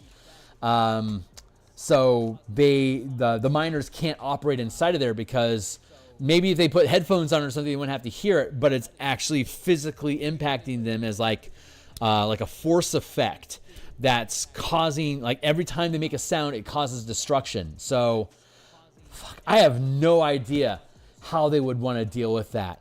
That would be up to them. Chances are they'd be like, I don't know how to interact with that. They'll either just let it go or they'll just relegate it to research to figure out, like, can you guys figure out a way how to dampen this so we can go in and mine? If they can, they can. If they can't, they won't. So that's the idea there. So attempts by the Zendrick giants to source power from other planes, locations to fight the dragons. Yes. Yes. Absolutely. Yeah, definitely like that. So there could be all sorts of crazy crap, but I don't have to lock any of those details down yet, because technically these are only things that happen if they fail their die rolls. So I don't have to worry about any of this if they succeed at all their die rolls. We can just put it on the side as a plot that could emerge in time that they could discover. Right now it's just an adventure seed. It's in that Schrodinger's cloud of adventures. So, but that's my update right now. So when the team goes back in, what they're going to do during our next session this week, and I think our session's on Wednesday this week. So they will go through the process of picking at each of these question marks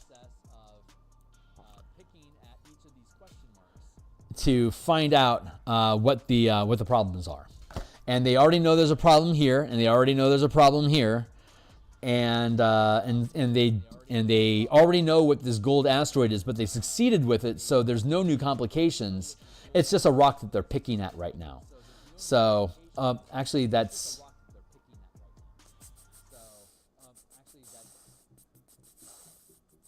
right. Yep. So those are the 7 complications that they have, and this rock.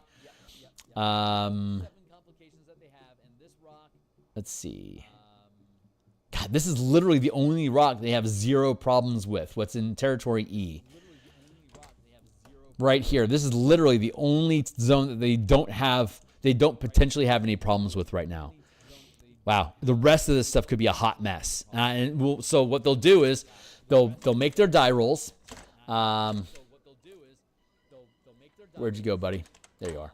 They're going to make their die rolls, and depending on how many successes they have, I will tell them what their complications are as they fail die rolls. And if they succeed all of their die rolls, I can ask them, you don't have any complications right now.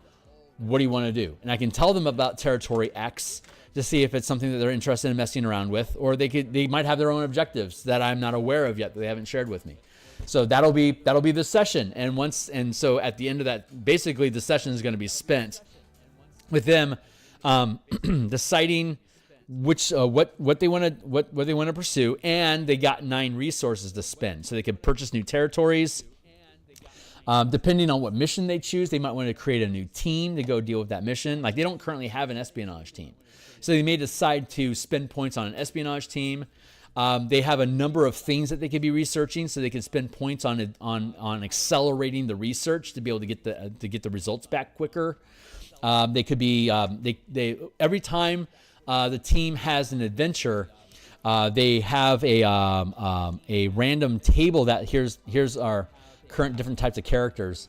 Like here is a delving character, and there's a diplomacy character, and there's espionage characters, and you can have magic effects. So this is a Maze Rat's idea. There's form and effect. So the form of the spell, like if I were to roll a D4, and I rolled like a 2 and a 2, then it'd be like I have a shard of, like, say I rolled 3, a deciphering shard. So like it'd be like I have a crystal shard that when I focus on that shard, I can decipher information that I see. That's a really useful espionage style piece of magic. So every time the characters go on a mission, their characters have a random spell effect that they all have. Like, you have 1 spell each. And it's an ability check system that if you fail your ability check, you lose the spell for the rest of your session. And then you get it back next session. So the team is constantly rolling up these random magical effects.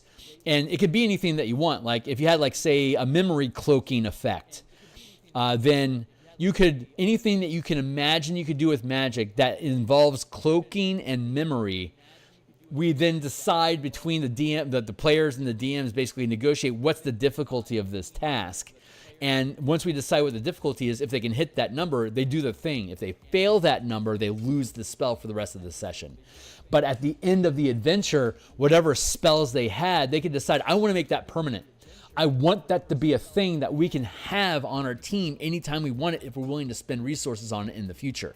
So they can decide that whatever set of spells they have right now, they want to dump points of research, spend their resources to research those to become magic items that they can use in the future.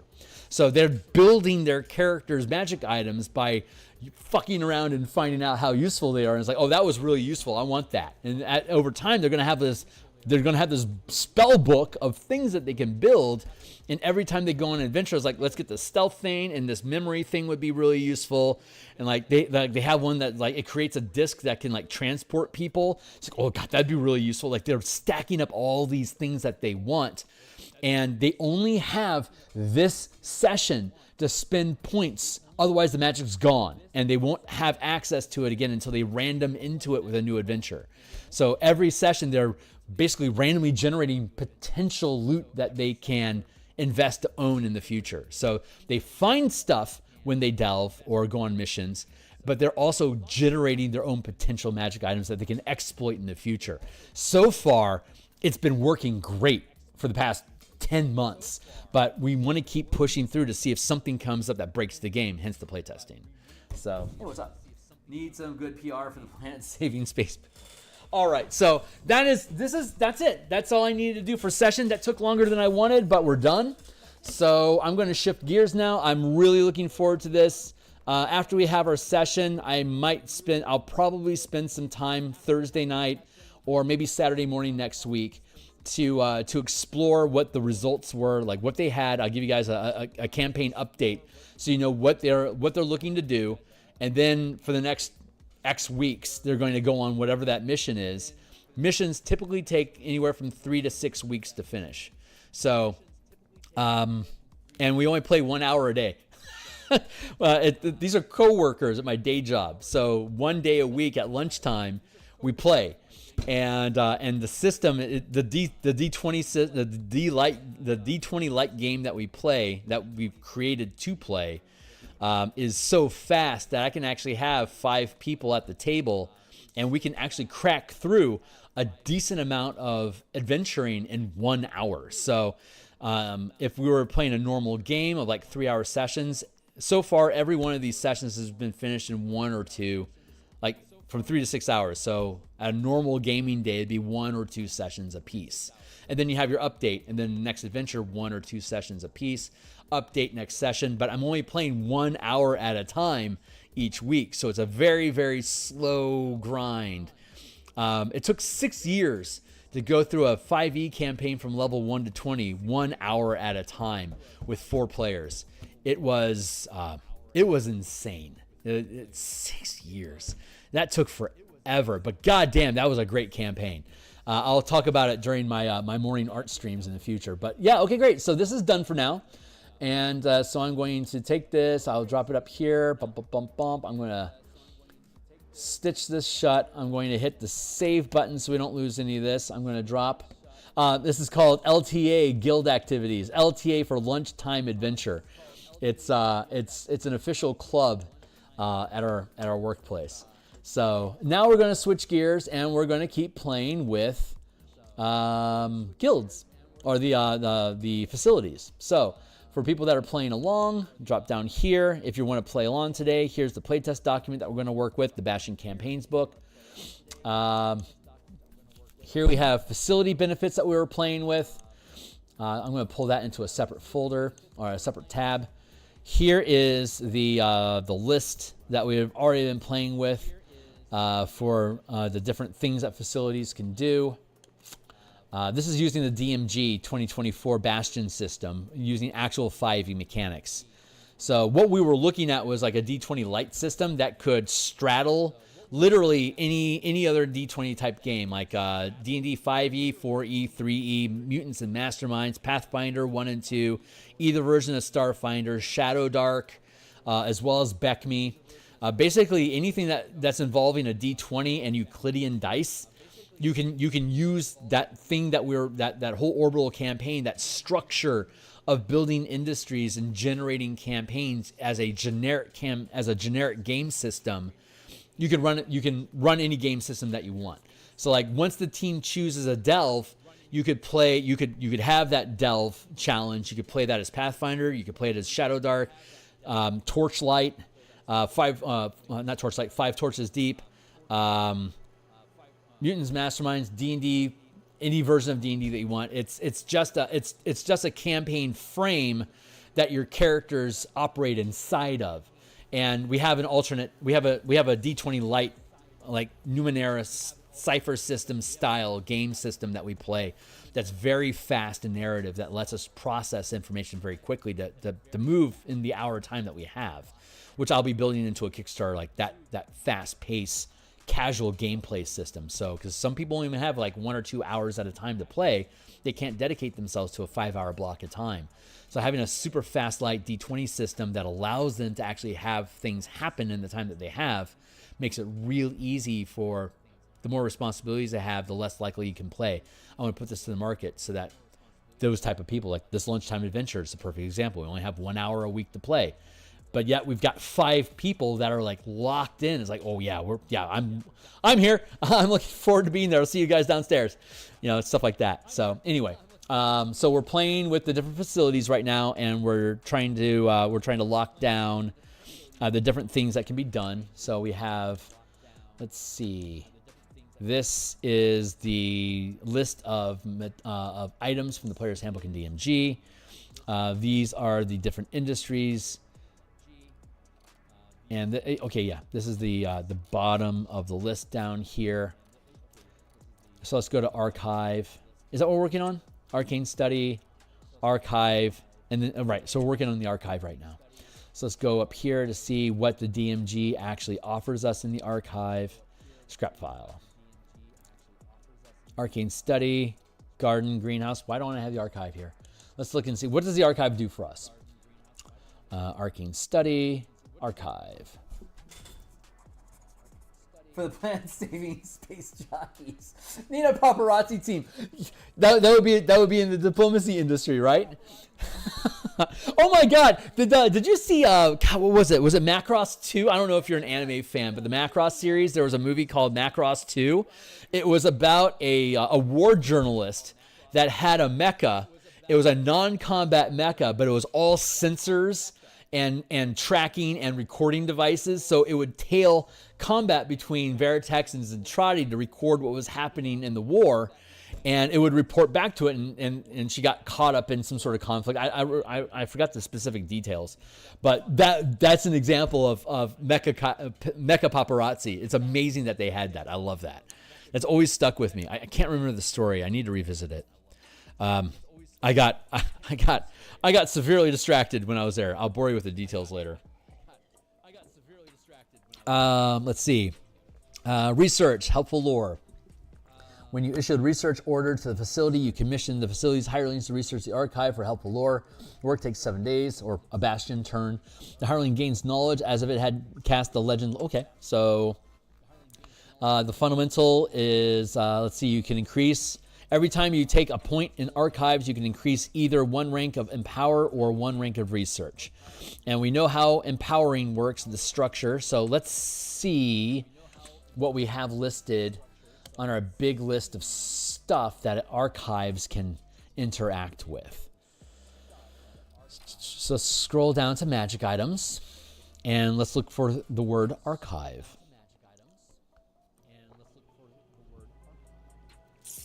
You know what? I'm not seeing archive crop up anywhere.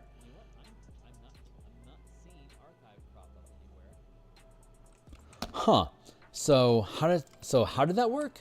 How did you get that name? Let's see. It's research helpful lore. An archive is a repository of valuable books, maps, and scrolls. It is usually attached to a library. When you issue the research order to the facility, you commission the facility's hirelings to search the archive for helpful lore, legend lore. Reference book. Your archive contains 1 copy of a rare or valuable reference book, which gives you benefit. That's where empower. That's research. Is that where? That's where empower came from. Is you can choose one of the following options, and you can create more. Bigby's Handy Arcana Codex. You have advantage on any intelligence Arcana checks you make when you take the study action to recall lore about spells, magic items, eldritch symbols, magical traditions, and planes of existence. The Chronopsis Chronicles. You have advantage on intelligence history checks you make when you take the study action to recall lore about historical events, legendary people, ancient kingdoms, past disputes, wars, and lost civilizations.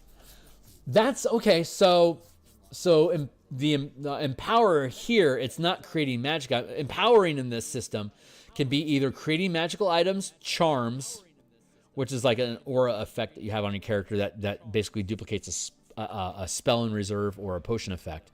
And then the other thing is like modifying your character, like to gain a skill, gain a feat, gain a proficiency in a saving throw if you're high enough rank. And so empowerment here is you're gaining advantage when you're making intelligence checks involving study. And I like how they have this broken up into these different books. But how do we go about making this? And you gain 2 additional reference books chosen from the list above. So as we gain ranks, we have advantage on more things. Okay, there it is. Perfect. I get it now. Thank you, Tommy Timer. So empower, that is not the solution here. The rank.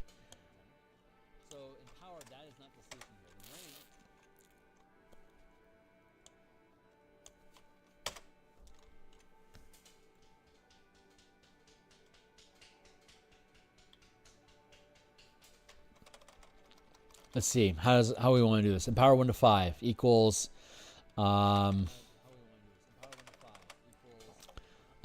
for each point of archive, gain advantage on when taking the study action.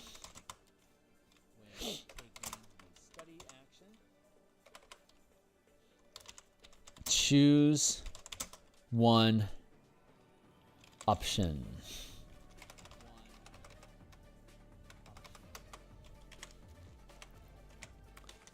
Choose one for each point of archive.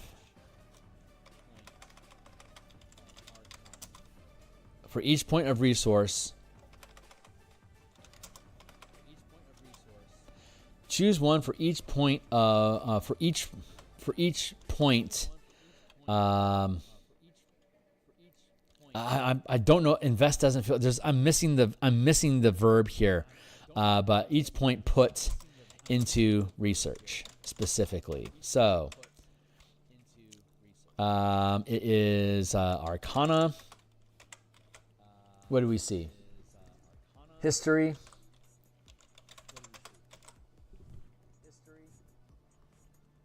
When you take the study action to make deductions based on clues or evidence, or recall lore on traps, ciphers, riddles, etc. History, investigation, nature, religion, and that's it.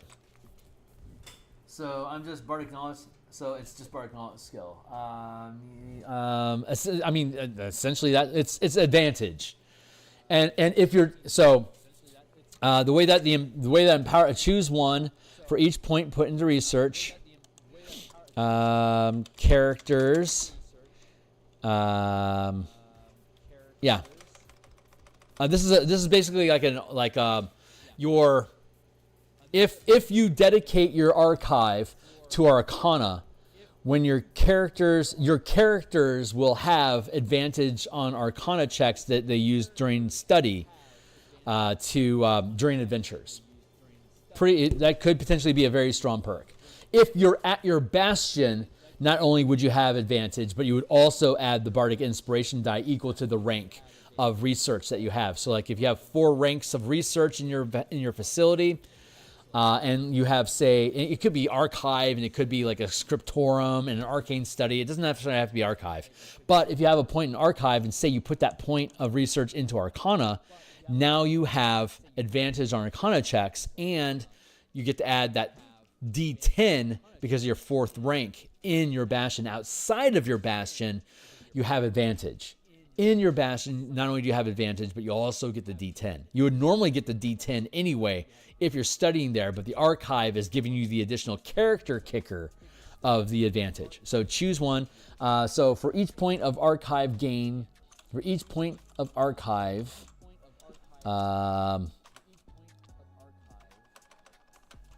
so for each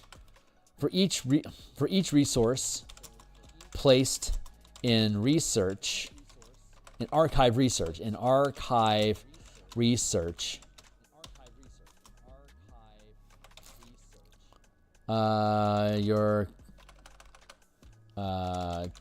characters gain advantage when taking the study action.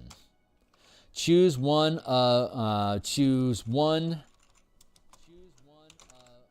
skill for, advantage feels good. Choose one skill for each point put into research.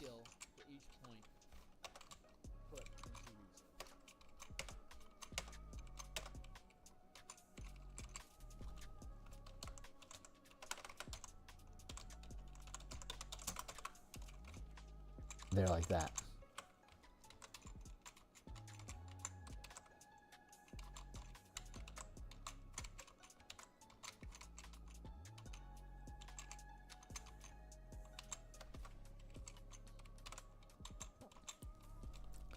Rip, rip, rip, flip, flip. There. Let's see. So that's what it does, and then that's literally all it does.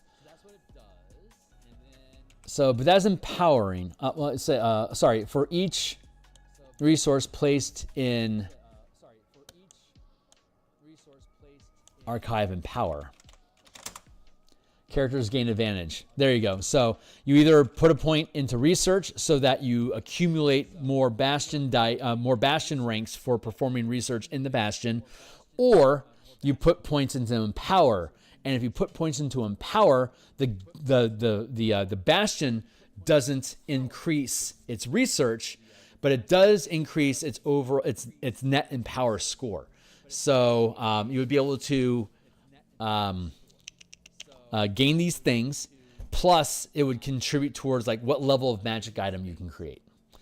So technically the level of magic item that you can create is dictated by the rank of the guild overall.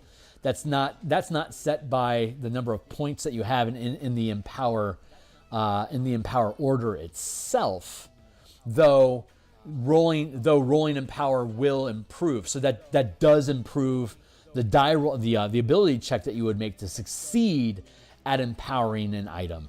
But it itself doesn't actually. This doesn't dictate what type of magic, like what level of magic items you can create. That's dictated by the actual rank of the bastion itself.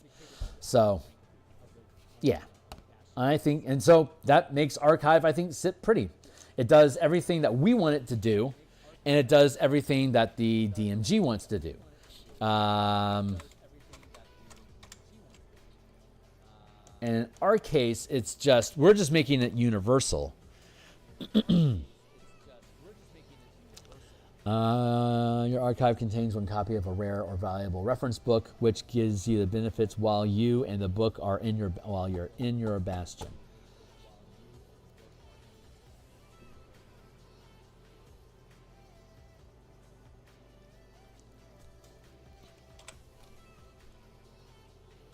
Choose one skill for each point put into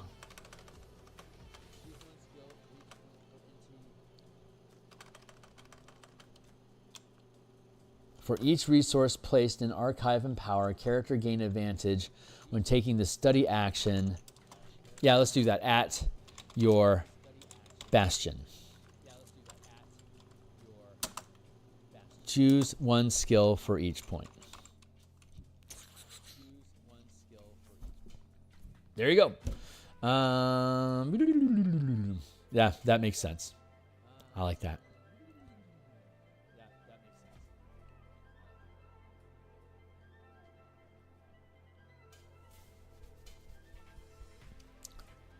And instead of increasing the size of the facility to give you more books, again, we're increasing the rank of the organization. And increasing the rank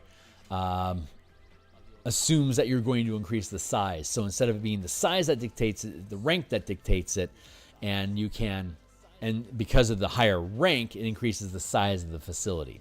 There you go. That works. That's self-referential, and it closes the loop for itself. So archive now feels good. What's the next thing on our list? There's a lot between armory and observatory. That's for sure. So let's just grab the next thing and just keep working our way through it. 1, 2. We're not going to call it armory. No, we're going to call it.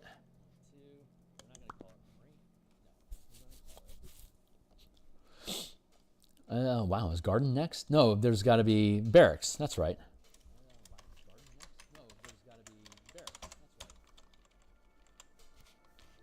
Why is that happening? Stop fidgeting around the bottom of the page. And I've got 20 minutes left.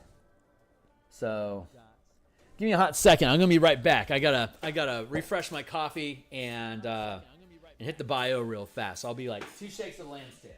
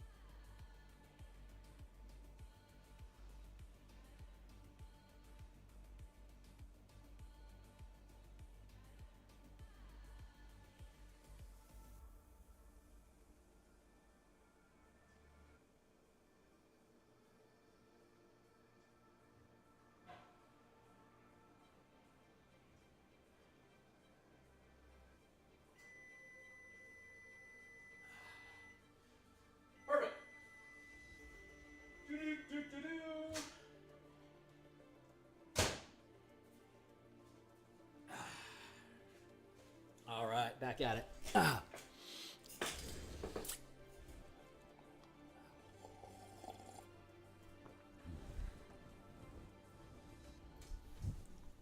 Oh, Foundry. That's not a bad thought. We could theoretically fold that into Workshop, but boy, we sure, into Workshop. But we sure do fold a lot of shit into Workshop, so I want to be careful about that. So I'm gonna put a question mark, because that's not a bad idea, man. You just consistently come to the table with neat ideas. Appreciate you being here.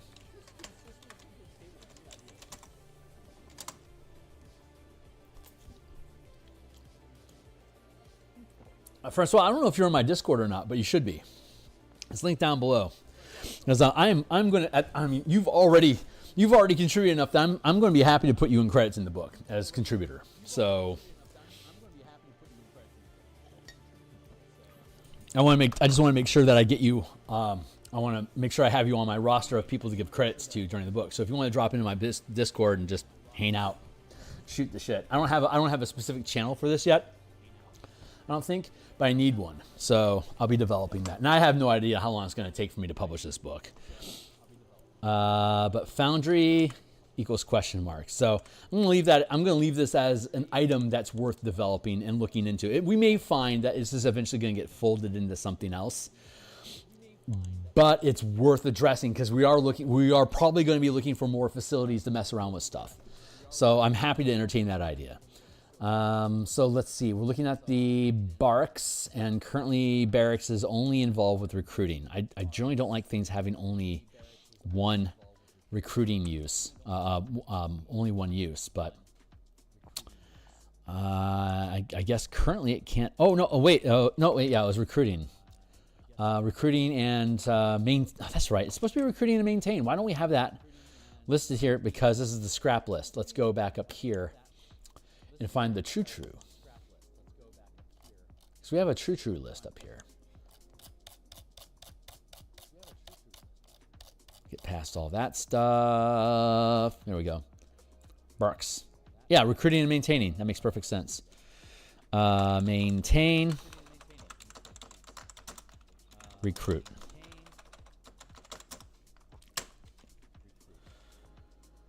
Let's see. What's the barracks supposed to do? Let's do it like this.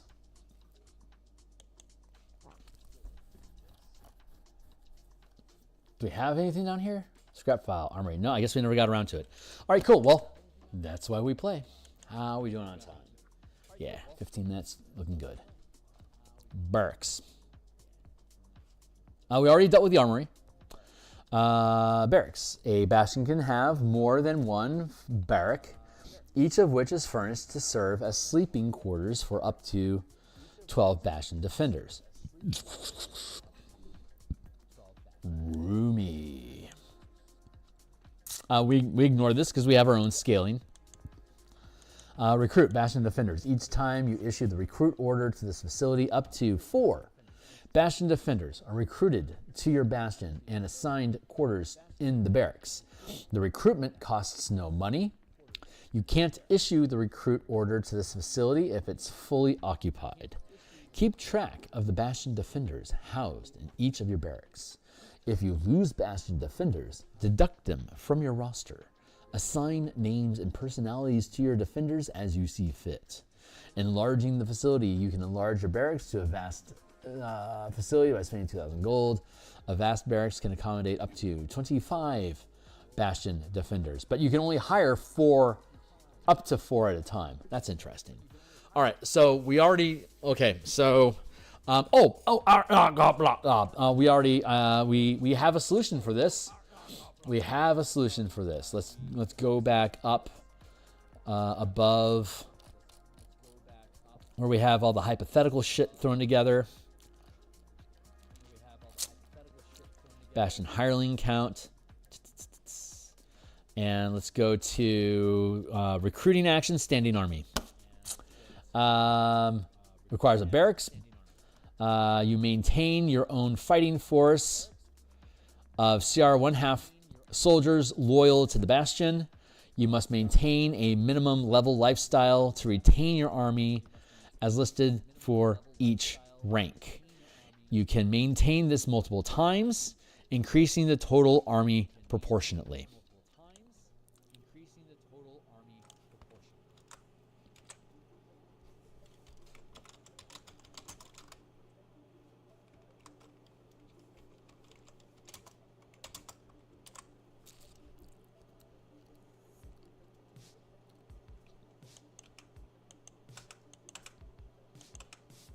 There. Increase in rank and order, maintain, recruit. Recruit 1 to 5 equals. You retain. You recruit a fighting force of CR 1/2 soldiers loyal to the bastion. You must maintain a minimum level lifestyle to retain your army as listed for your rank. You can maintain this multiple times. As listed for each rank without cost.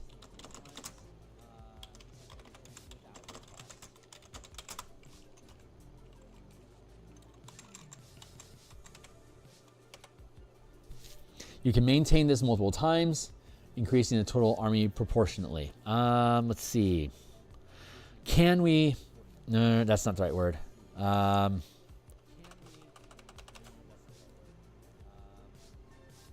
I don't need to maintain this. Well, I mean, you can always maintain things multiple times by having multiple barracks. Yeah.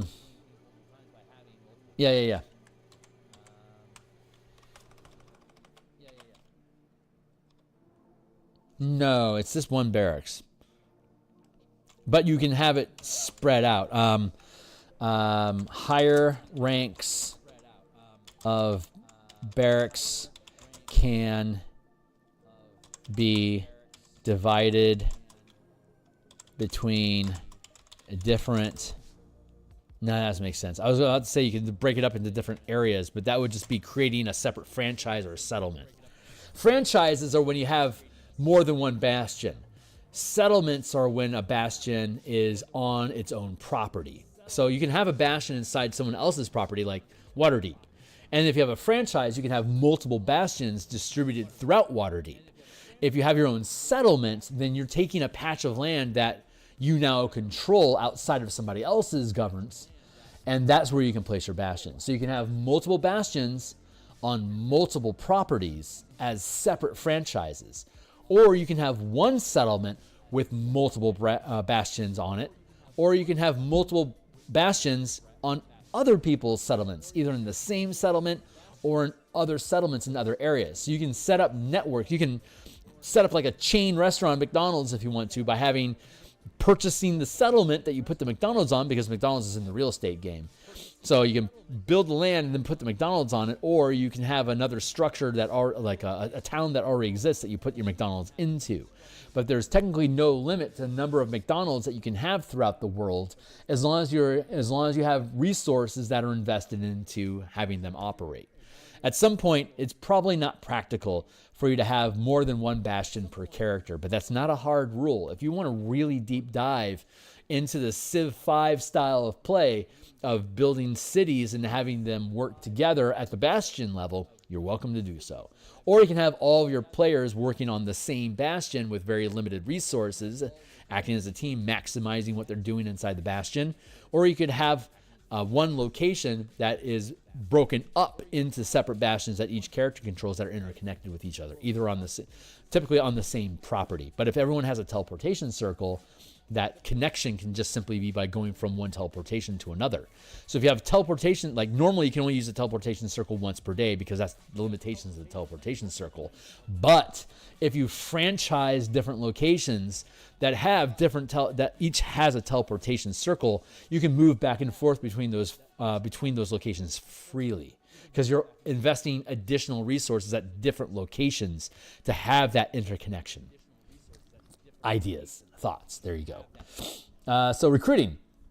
You recruit a fighting force of CR 1/2 soldiers loyal to the Bastion. The War Room will allow you to recruit commanders, sidekicks of higher levels that are warriors that can oversee the soldiers, so that you can, so that your character doesn't have to be present to give your troops the effective rank that your character would be equal to. Whatever rank that sidekick is the level that the squad will operate with if your character isn't there. So you can conduct warfare between different bastions as a single die roll. There you go. So rank 1, max 10, lifestyle. As long as you have a poor lifestyle, you can get 10 guys. You give them shelter, they're cool. As it increases, you have to improve the level of lifestyle because it requires more infrastructure and more logistics to make that work. And we should probably have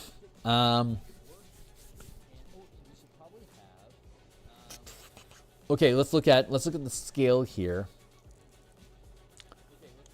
Lifestyle, and let's go with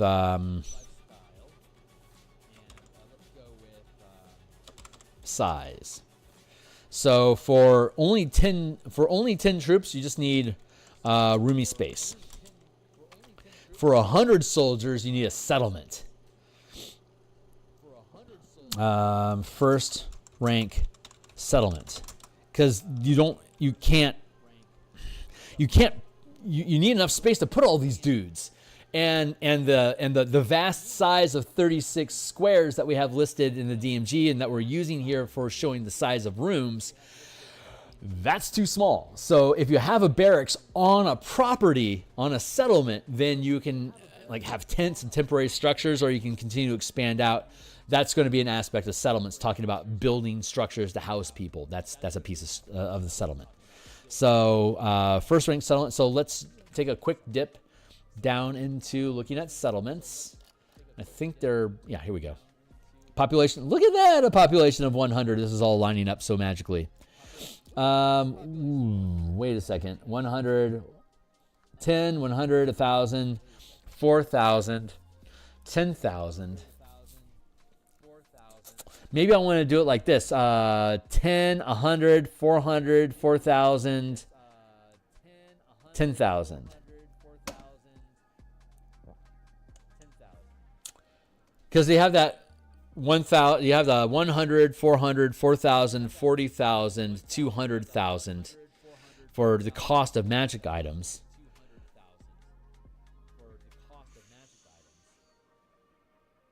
Oh, maybe we do it like this. 40 Vast space. There we go. And then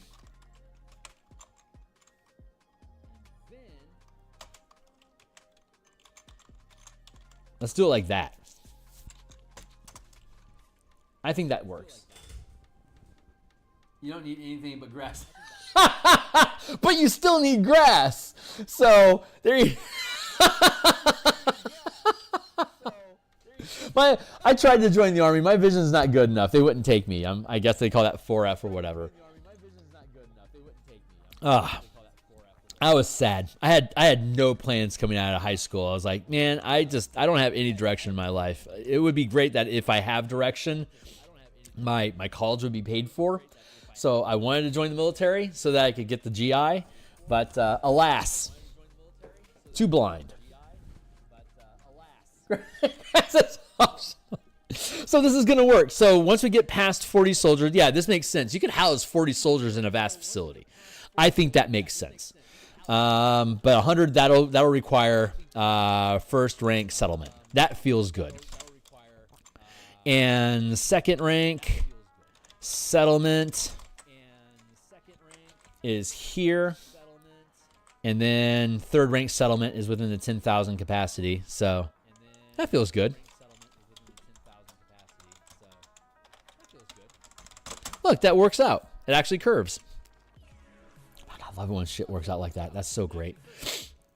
And then, okay, so increase the rank in one order of either maintain or recruit. And then recruiting 1 to 5 equals you recruit a fighting force of CR 1/2 soldiers loyal to the Bastion. You must maintain a minimum level lifestyle to retain your army as listed. You must maintain a minimum lifestyle to retain your army.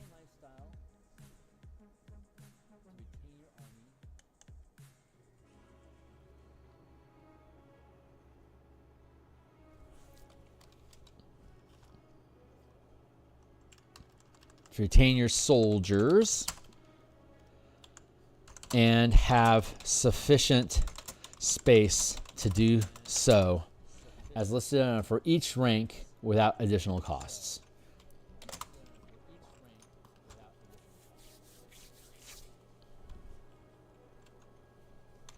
That works. That's everything that the barracks expects you to do, and we know that we have down here. I'm just going to grab it right now because we can, because I'm thinking about it. So this is the right time to do it. War room.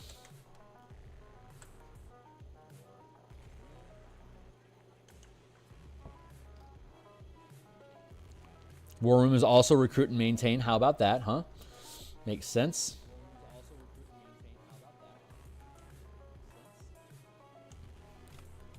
Maintain, recruit.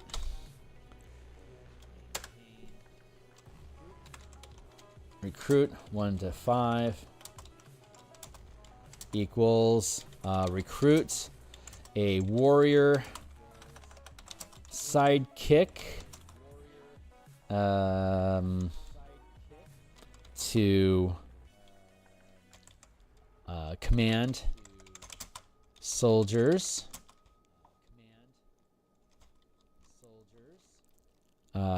without the characters present or to aid the character on adventures. The sidekick is cannot exceed, can equal, the sidekick level can be equal to or less than the character.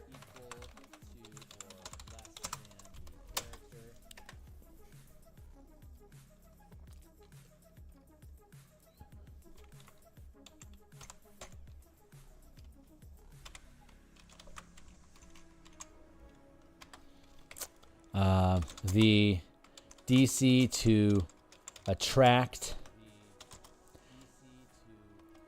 the level of the sidekick and DC to recruit is determined by the rank of the Bastion. Level.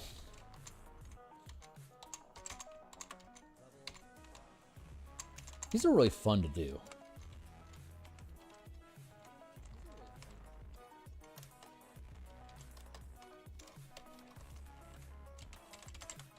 One to 4,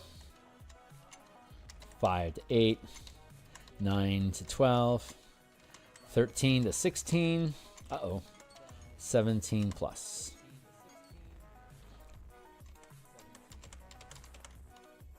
10, 15, 20, 25, 30. Bingo bango. Hey, what's up? Just down to decision and flavor for stuff like that. NPC sidekick, warrior sidekick. I'm just distinguishing specifically because, like, if you wanna have a squad or an army of NPCs that your character leads, kind of like with the Spelljammer combat system that we have for fleets and squadrons, your character has to be present to lend action economy. But if you have a war room present, it can act as though it was the PC without your PC actually having to be present. So you can relegate war activity or combat, squad combat for your troops without your character being there. Otherwise, your character needs to be present because the troops won't just follow anybody. You need to be there. If you're at your bastion, the soldiers will defend the bastion. But you need to have a general present for you to take those out and attack something without your characters being there. So let's go back up to the barracks and say you recruit a fighting force that's loyal to the bastion. Loyal to the bastion. Fighting force of CR half to loyal to the bastion to defend it. To defend it. Bastion to defend it. And down here it says, recruit a warrior sidekick to command soldiers to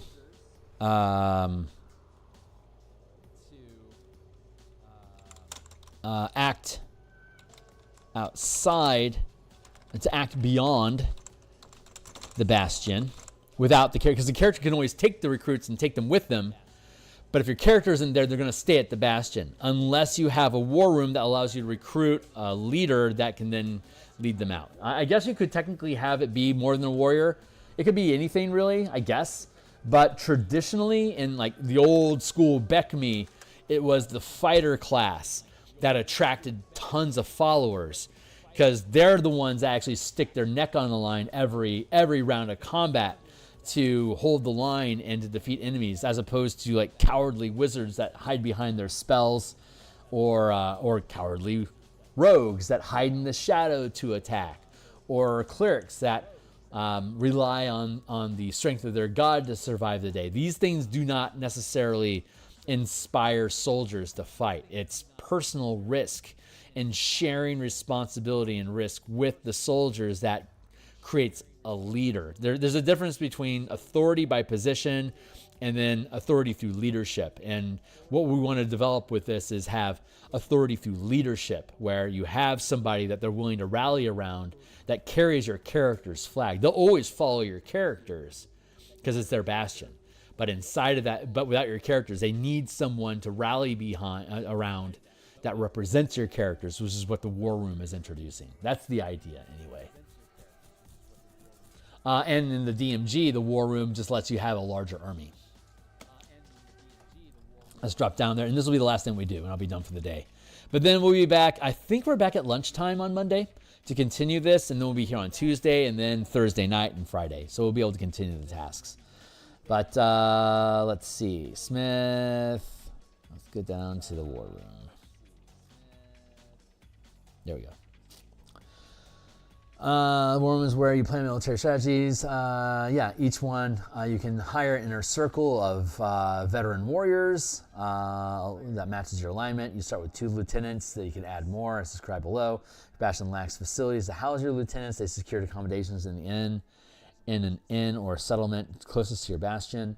Lieutenants are hirelings, not bastion defenders. However, if your bastion is attacked, each lieutenant housed in your bastion reduces helps. The war room contains war memorability and blah blah. Recruit options. When you issue the recruit order to the facility, you can do one of 2 things. 1, recruit a lieutenant. You gain 1 new lieutenant. You can have up to 10 lieutenants at any time. Assign names, blah, as you wish. Recruit more soldiers. 100 guards. Reduce that number to 20 if you want them on horses.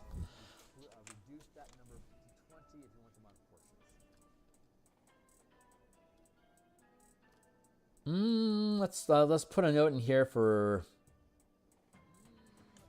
Oh, hold on a sec, and then we'll make this last. Stables.